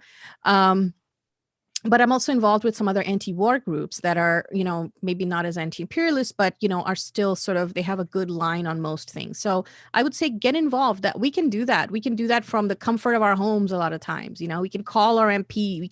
We can write letters. We can post on social media.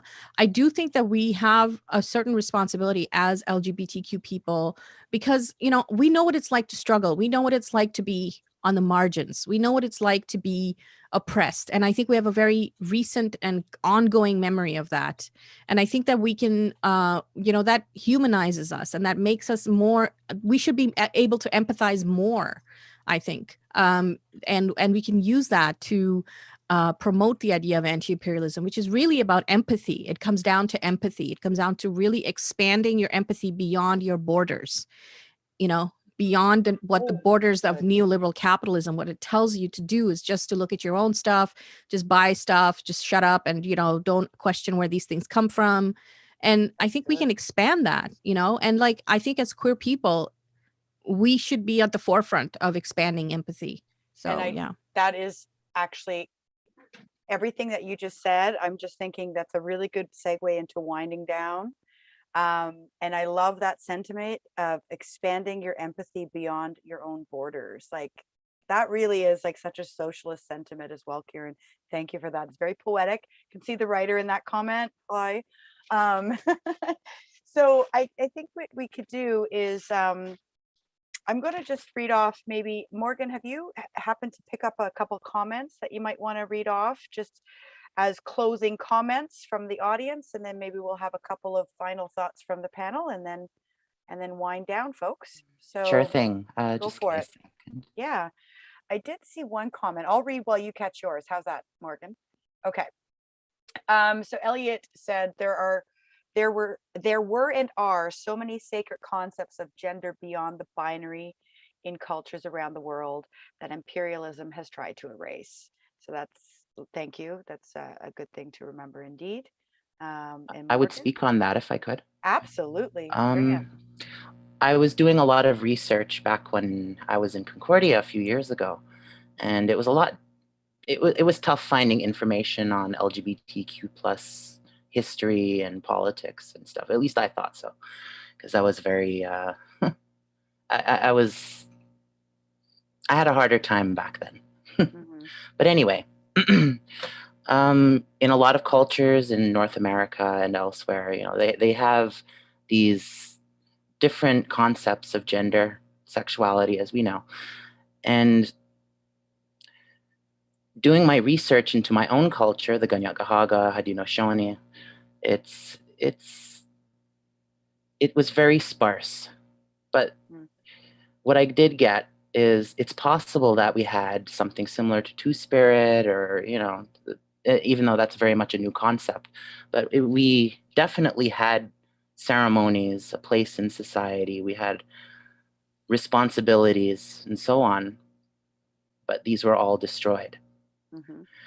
And, as somebody living here today, in Ganawaga, at least, we have a lot of people who will be like, transgender is not part of our culture. Being gay is not part of our culture. Well, I have this to say to them is we're here now. And if we didn't have, a place in our culture, well, we're going to make one, and we have to make one. But it's going to be a tough fight, of course, but what else can we do? Mhm. Thank you. Thank you for that, Morgan. Is there any other final comments or thoughts from panelists to maybe what Morgan was saying, or what anything else has been talked about tonight? A pride send-off, an anti-imperialist send-off, a go kick butt for socialism send-off. Maybe just a little story about the importance of solidarity. Take you back to like 1980. So it's the mayoral election in Toronto, and the mayor, John Sewell, has spoken out on behalf of queer people, the body politic, and is under a lot of attack for that. So there's the new campaign, and so I get assigned to help out on the campaign, sort of like sent over, and I get assigned to be the liaison with the Latin American community, all right?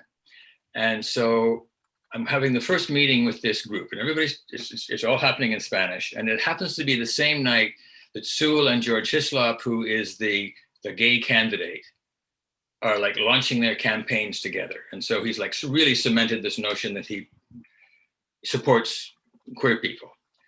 And so in the middle of our meeting, up the stairs, and we're in the Center for Spanish Speaking Peoples, comes the campaign manager, big white guy, right, out of breath because he had to walk up all these stairs. And he like bursts in to explain to people that, Sewell isn't just interested in gay people, and it's, don't worry about this, and all of this kind of stuff to this Spanish speaking group.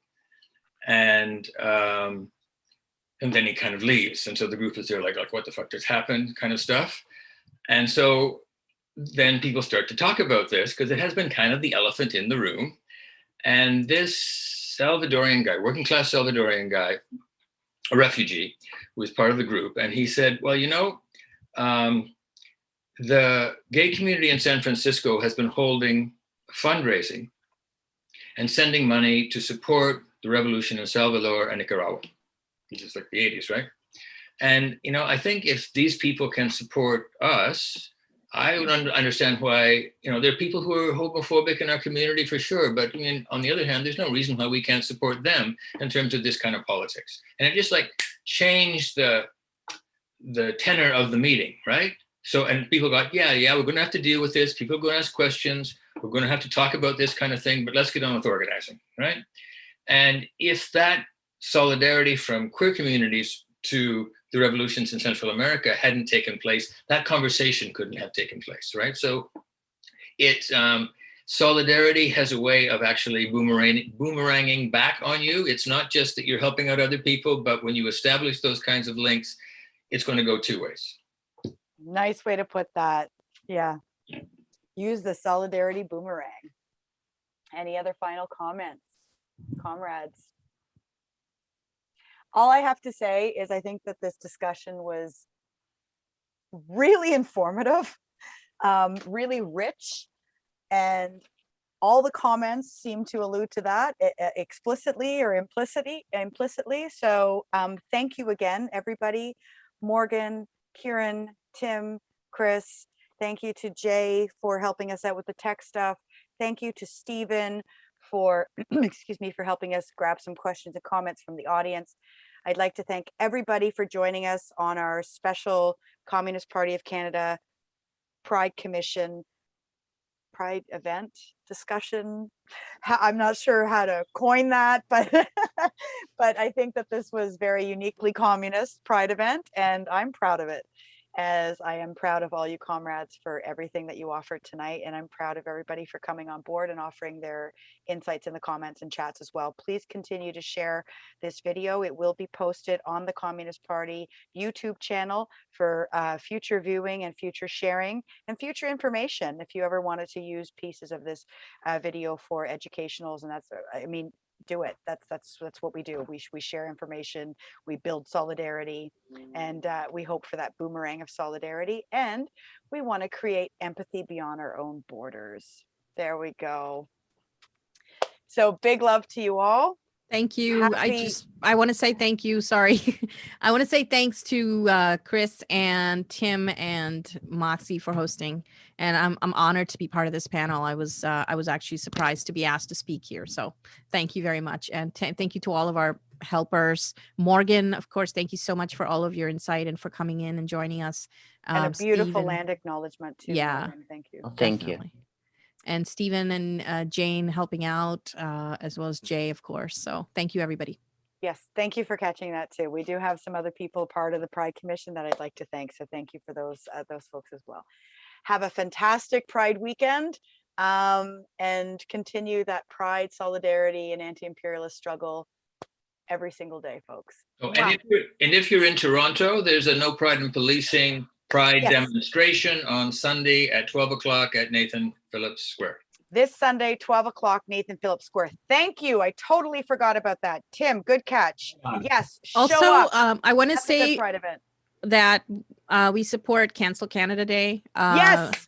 And that's July 1st. So please go to idlenomore.ca to find out more about Cancel Canada Day, because yeah, it's about time. It's about time. It is about time. Yeah. No pride in genocide. No pride in genocide. You bet. Thank you so much, everybody. Big love to you all.